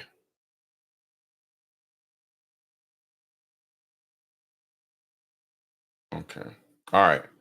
So 25th verse says, then Jeroboam, who was the first king of the northern kingdom, built Shechem in Mount Ephraim. All right. That is, see that? Shechem? See that? Shechem? Jeroboam built Shechem in Mount Ephraim. These are little mountains. You can actually see the topography. That represents the mountains. The mountains of Ephraim is what it's called. Okay. Okay. All right. Shechem. See Shechem? So Jeroboam built Shechem. Jeroboam built Shechem in Mount Ephraim and became the first capital and dwelt therein and went out from thence and built Peniel. And Jeroboam said in his heart, now think about it. He has just been given rulership over the 10 tribes to the north. The 10 tribes went to Rehoboam, king of Judah, understand, king of the southern kingdom, Solomon's son, and said, make this yoke lighter because the temple is already built, in other words. But Rehoboam, son of Solomon, rejected what the elders told him to do, but rather listened to those who he came up with, his partners. And so because of that, because that's the answer he brought back to the 10 tribes, they left and said, you southern kingdom Israelites, y'all deal with, you deal with what you got to deal with. We going off, right? And that's when the kingdom divided, all right? Then it says, and Jeroboam said in his heart, now shall the kingdom return to the house of David, the southern kingdom, if this people go up to do sacrifices in the house of the Lord at Jerusalem, then shall the heart of this people turn again unto their Lord, even unto Rehoboam, king of Judah. And they shall kill me and go again to Rehoboam, king of Judah. Whereupon the king took counsel and made 2 calves of gold and said unto them, it is too much for you to go up to Jerusalem. Behold, thy gods, O Israel, which brought thee up out of the land of Egypt. And he said one in Bethel, and the other put he in Dan. Now, pay attention. 30th verse. And this thing became a sin, for the people went to worship before the one, even unto Dan. Now, where's Dan and Bethel? On the United Kingdom map, Dan is north and Bethel Oh, it's not even. Oh, Bethel is south. You see that? But it's all in the northern kingdom.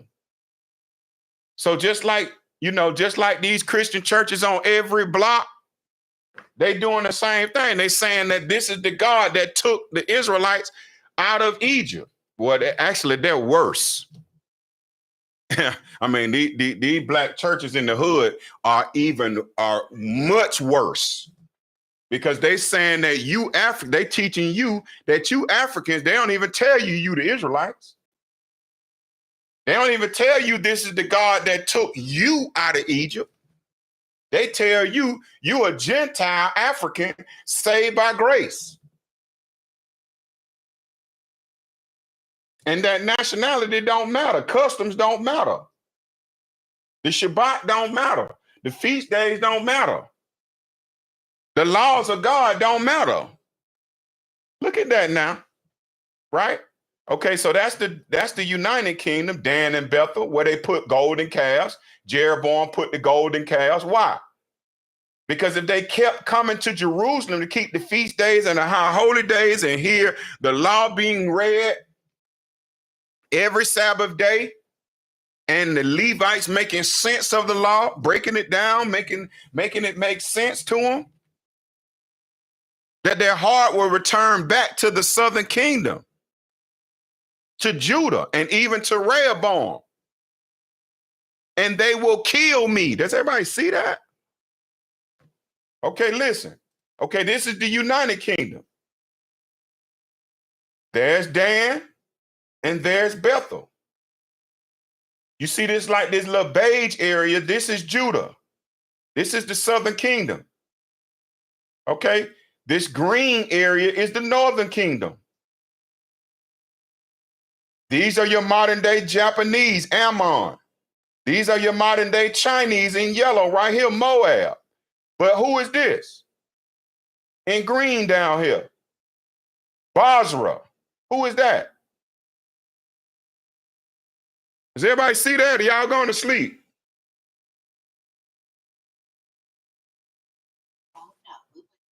I was taking my medicine. Okay. You see that? You see that this is Edom. This is Mount Seir. You see how close it is to Judah? So no wonder they want you to be Christians. And they professing to be. Do you see that?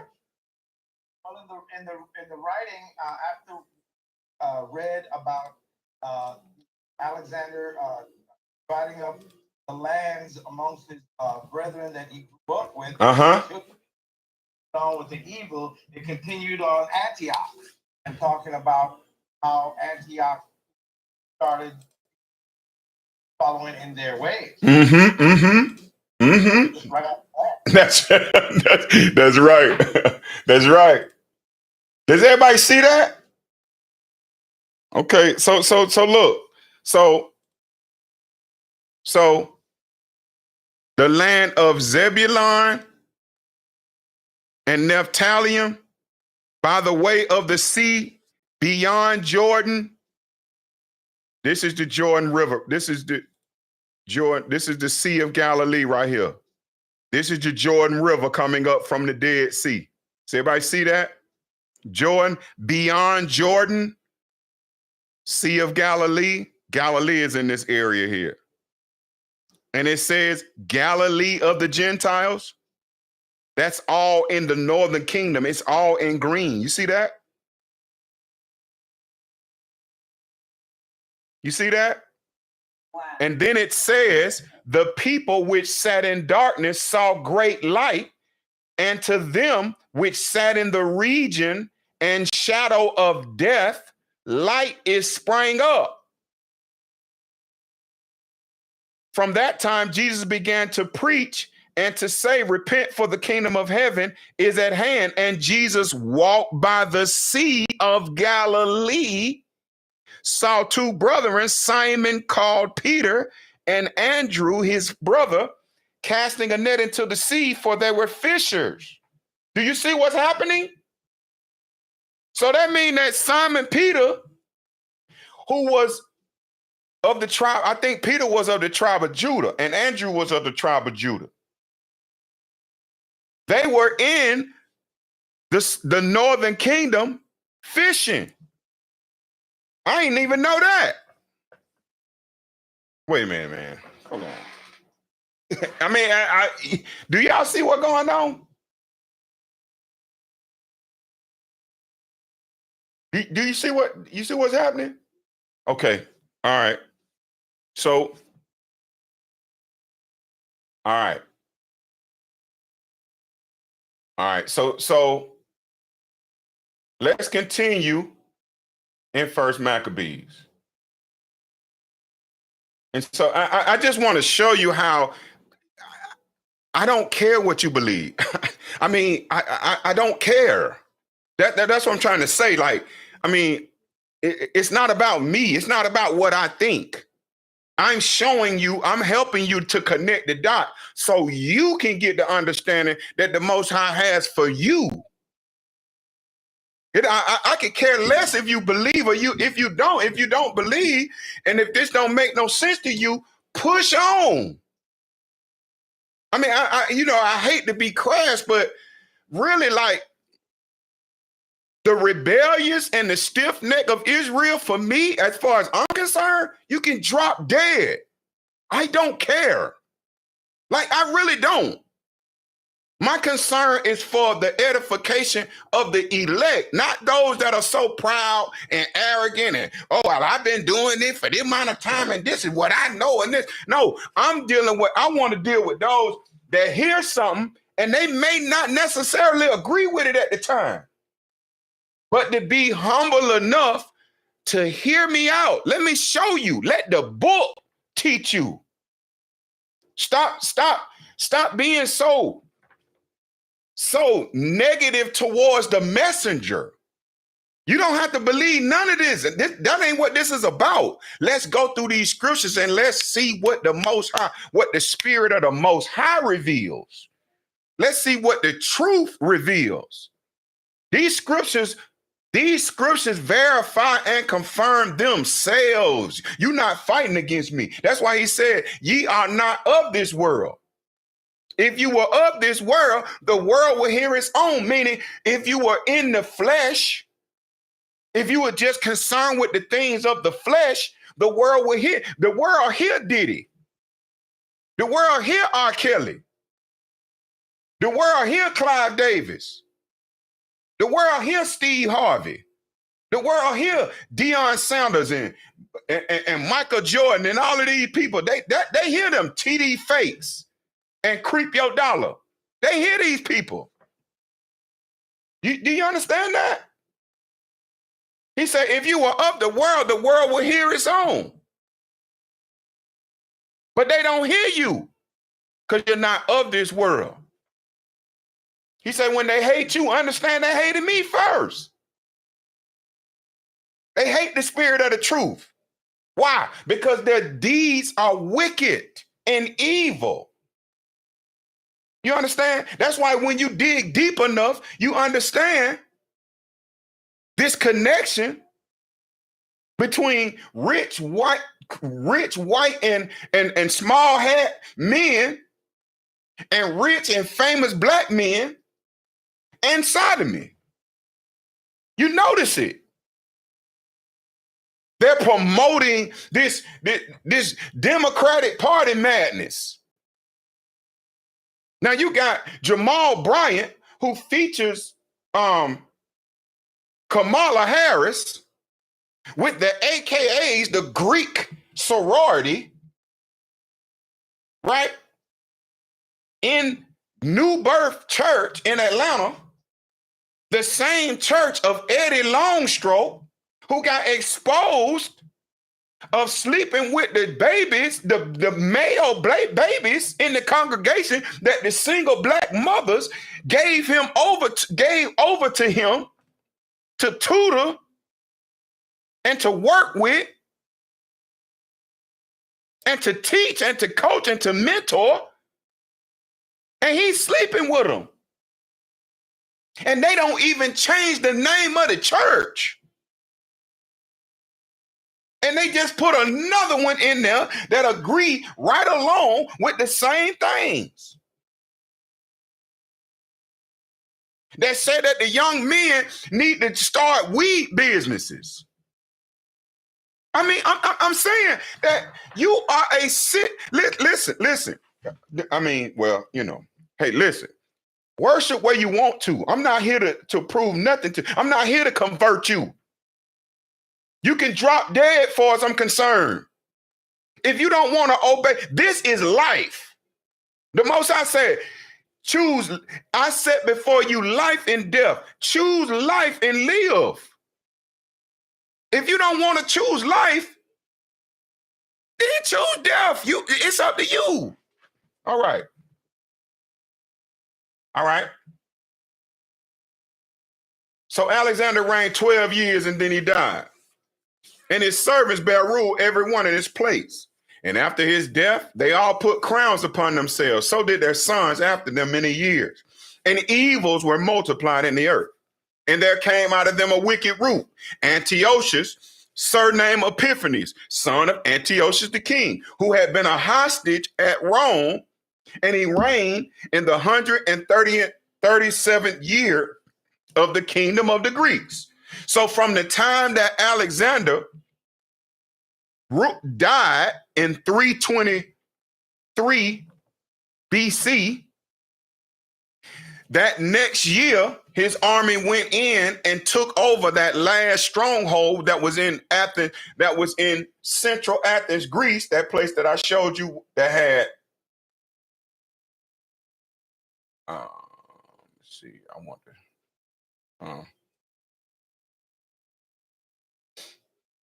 okay, that was 3 parts water around it, the last stronghold, central Athens, Greece here, in the battle of Lumia and the Hellenic War. And please notice that Alexander didn't spread Macedonian culture. He spread Hellenic culture. Why? Because he grew up under the government of the Kittimites, of those sons of Japheth. Okay? They're the ones that created Hellenism. All right? And he reigned first over Greece. All right. And so then it says, we go back to,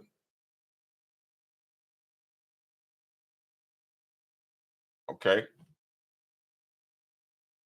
And it's after his servants bear rule, verse 8. This is First Maccabees chapter 1 and verse 8. And his servants bear rule, every one in his place.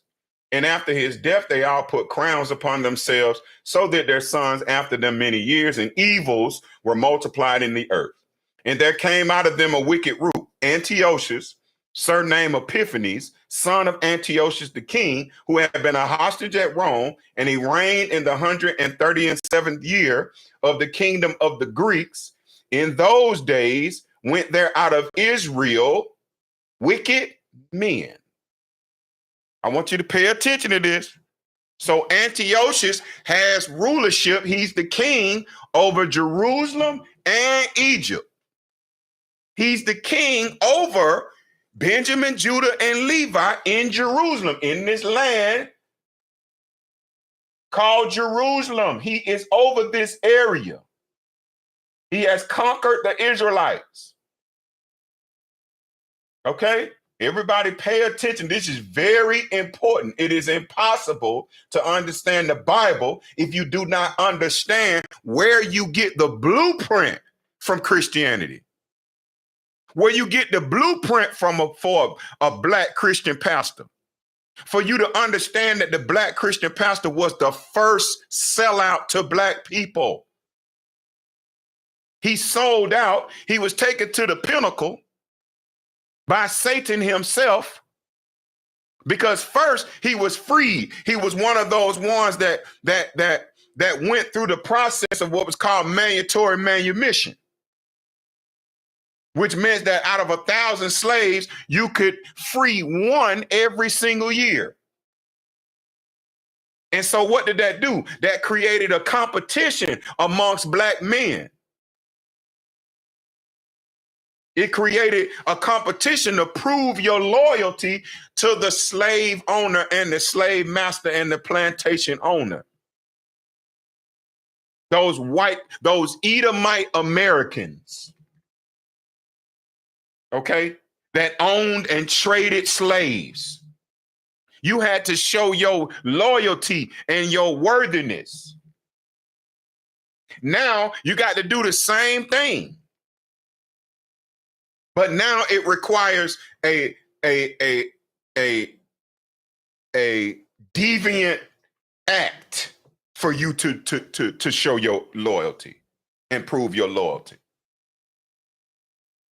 Auntie, you drawing on my screen. Okay. No worries. No worries. Trying to raise my hand up. Okay, all right. Okay, what you want to say, Auntie? You know, when you were saying something about how the black ministers were traitors, basically. Mm-hmm. It's going on right today because of the ballot.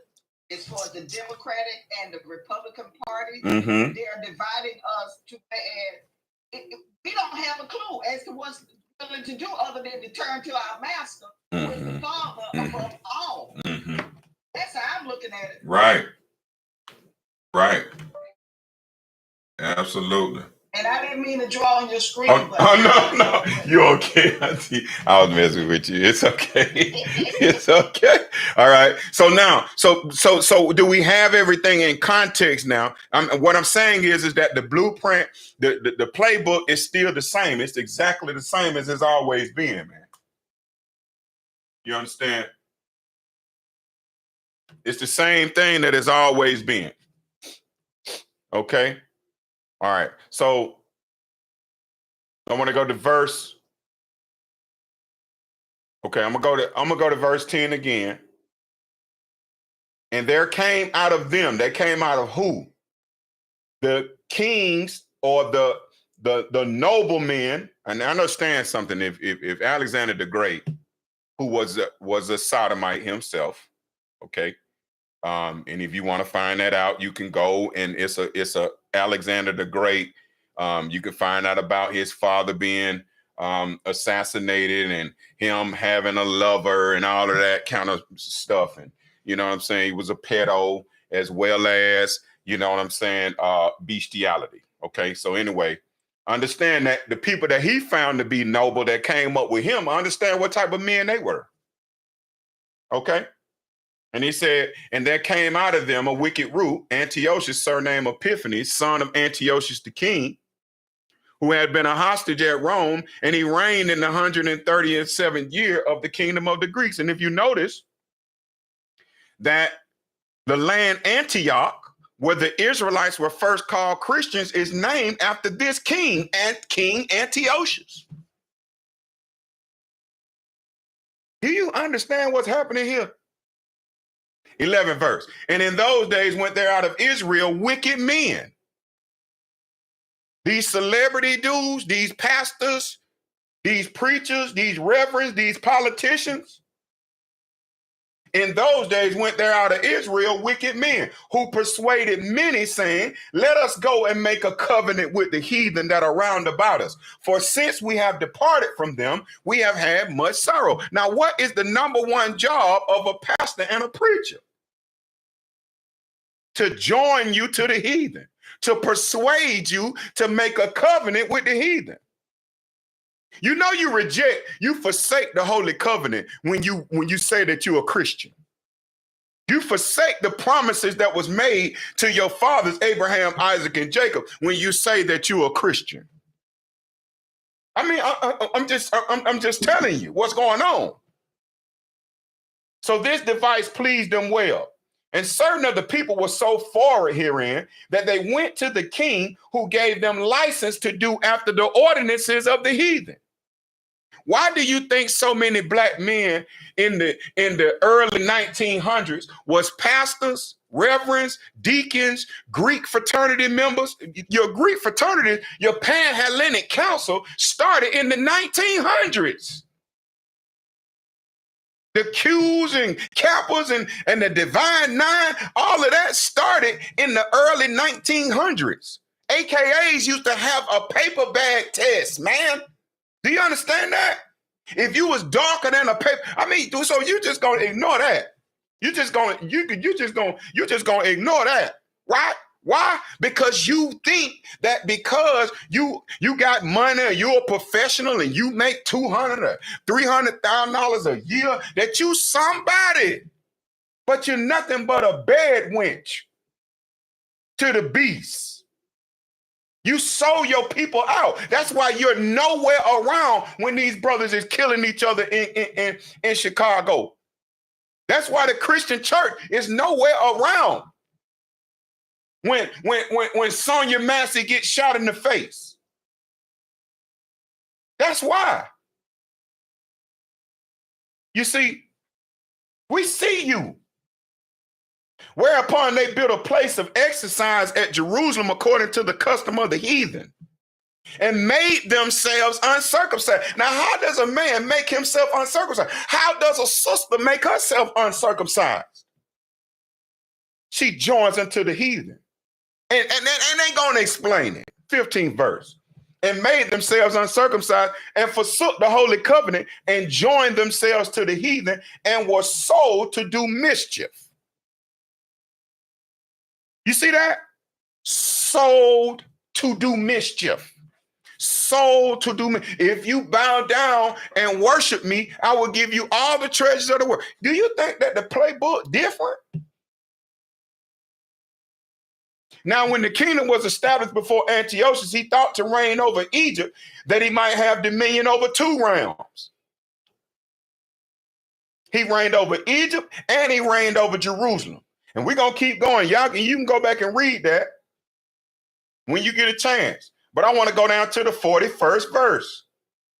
Moreover, King Antiochus wrote to his whole kingdom that all should be one people. Now, that's his first pillar of his religion. Antiochus said all should be one people. And there's no more separation between the Jews or the southern kingdom Israelites and Moab and Ammon and Edom and the people that are in the land. You all gonna be one people. And everyone should leave his laws. Wait a minute, isn't that the two pillars of Christianity? That all should be one people and everyone should leave their laws. So all the heathen agreed according to the commandment of the king. Yea, many also of the Israelites consented unto his what? Religion. Man, these people can't clap on beat. This is where they get it from.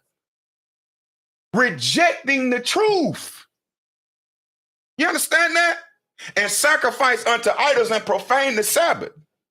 For the king has sent letters and messengers unto Jerusalem and the cities of Judah that they should follow the strange laws of the land. That's what Christianity is. It's the strange laws of the land.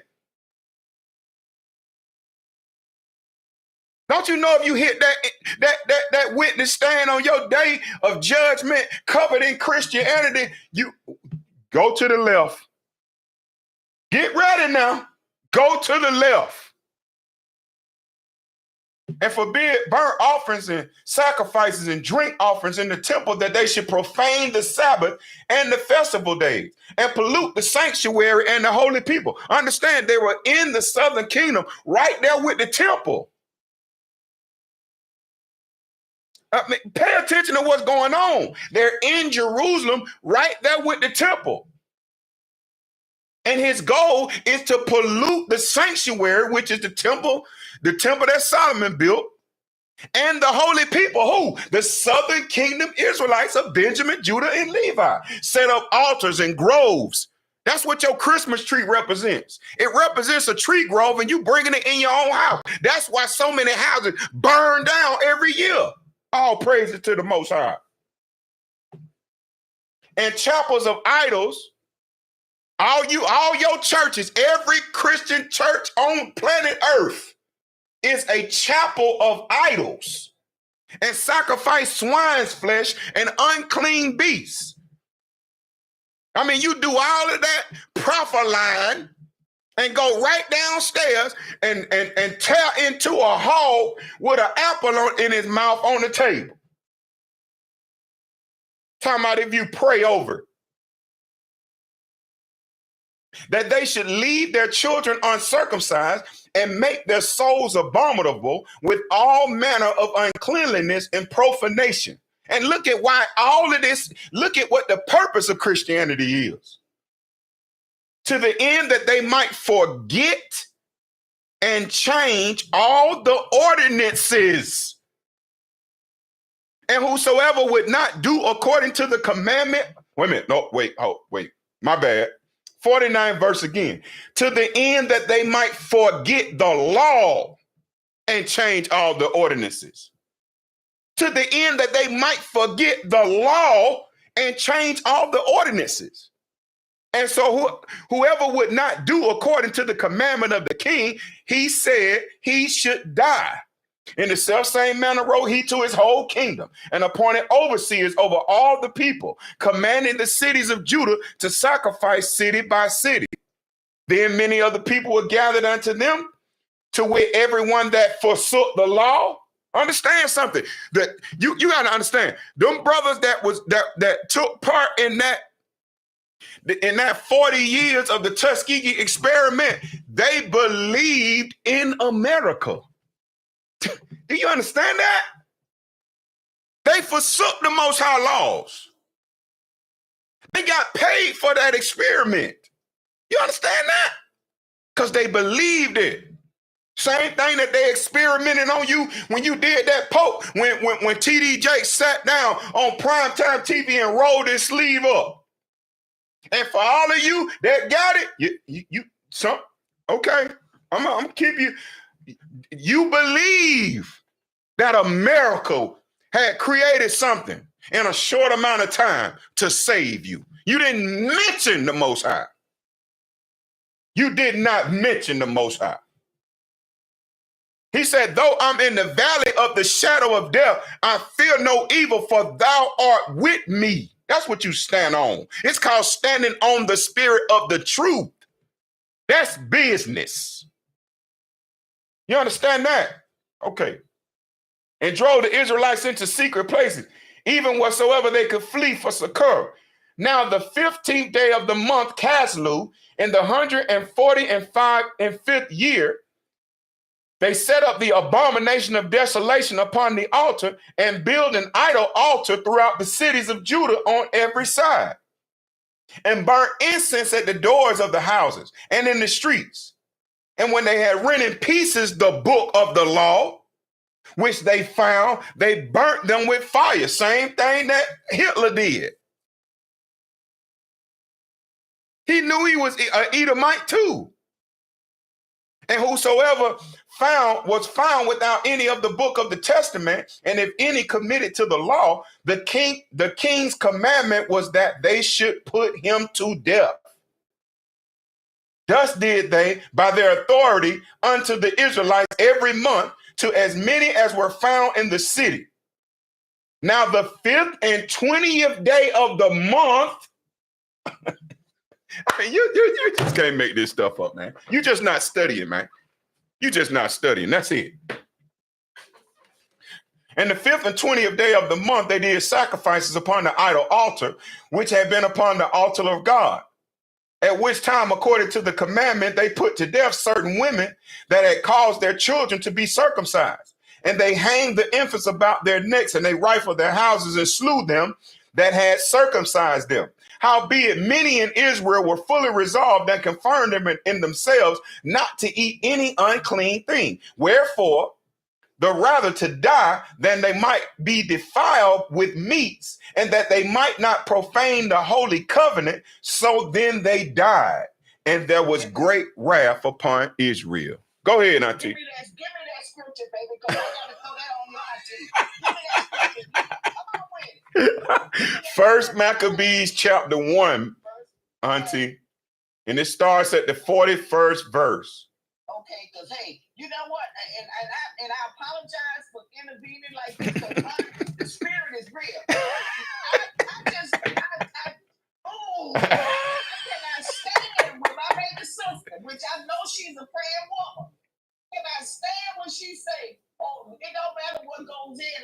praying over. What is that?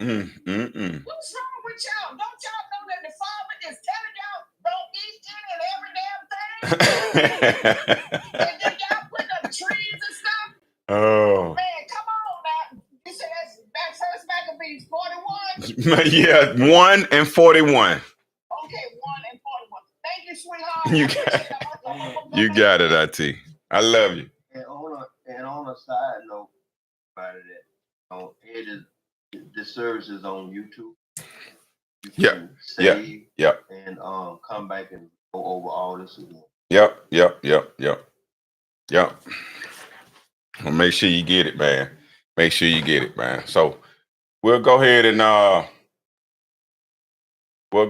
end it there. I'll go ahead and pray us out. And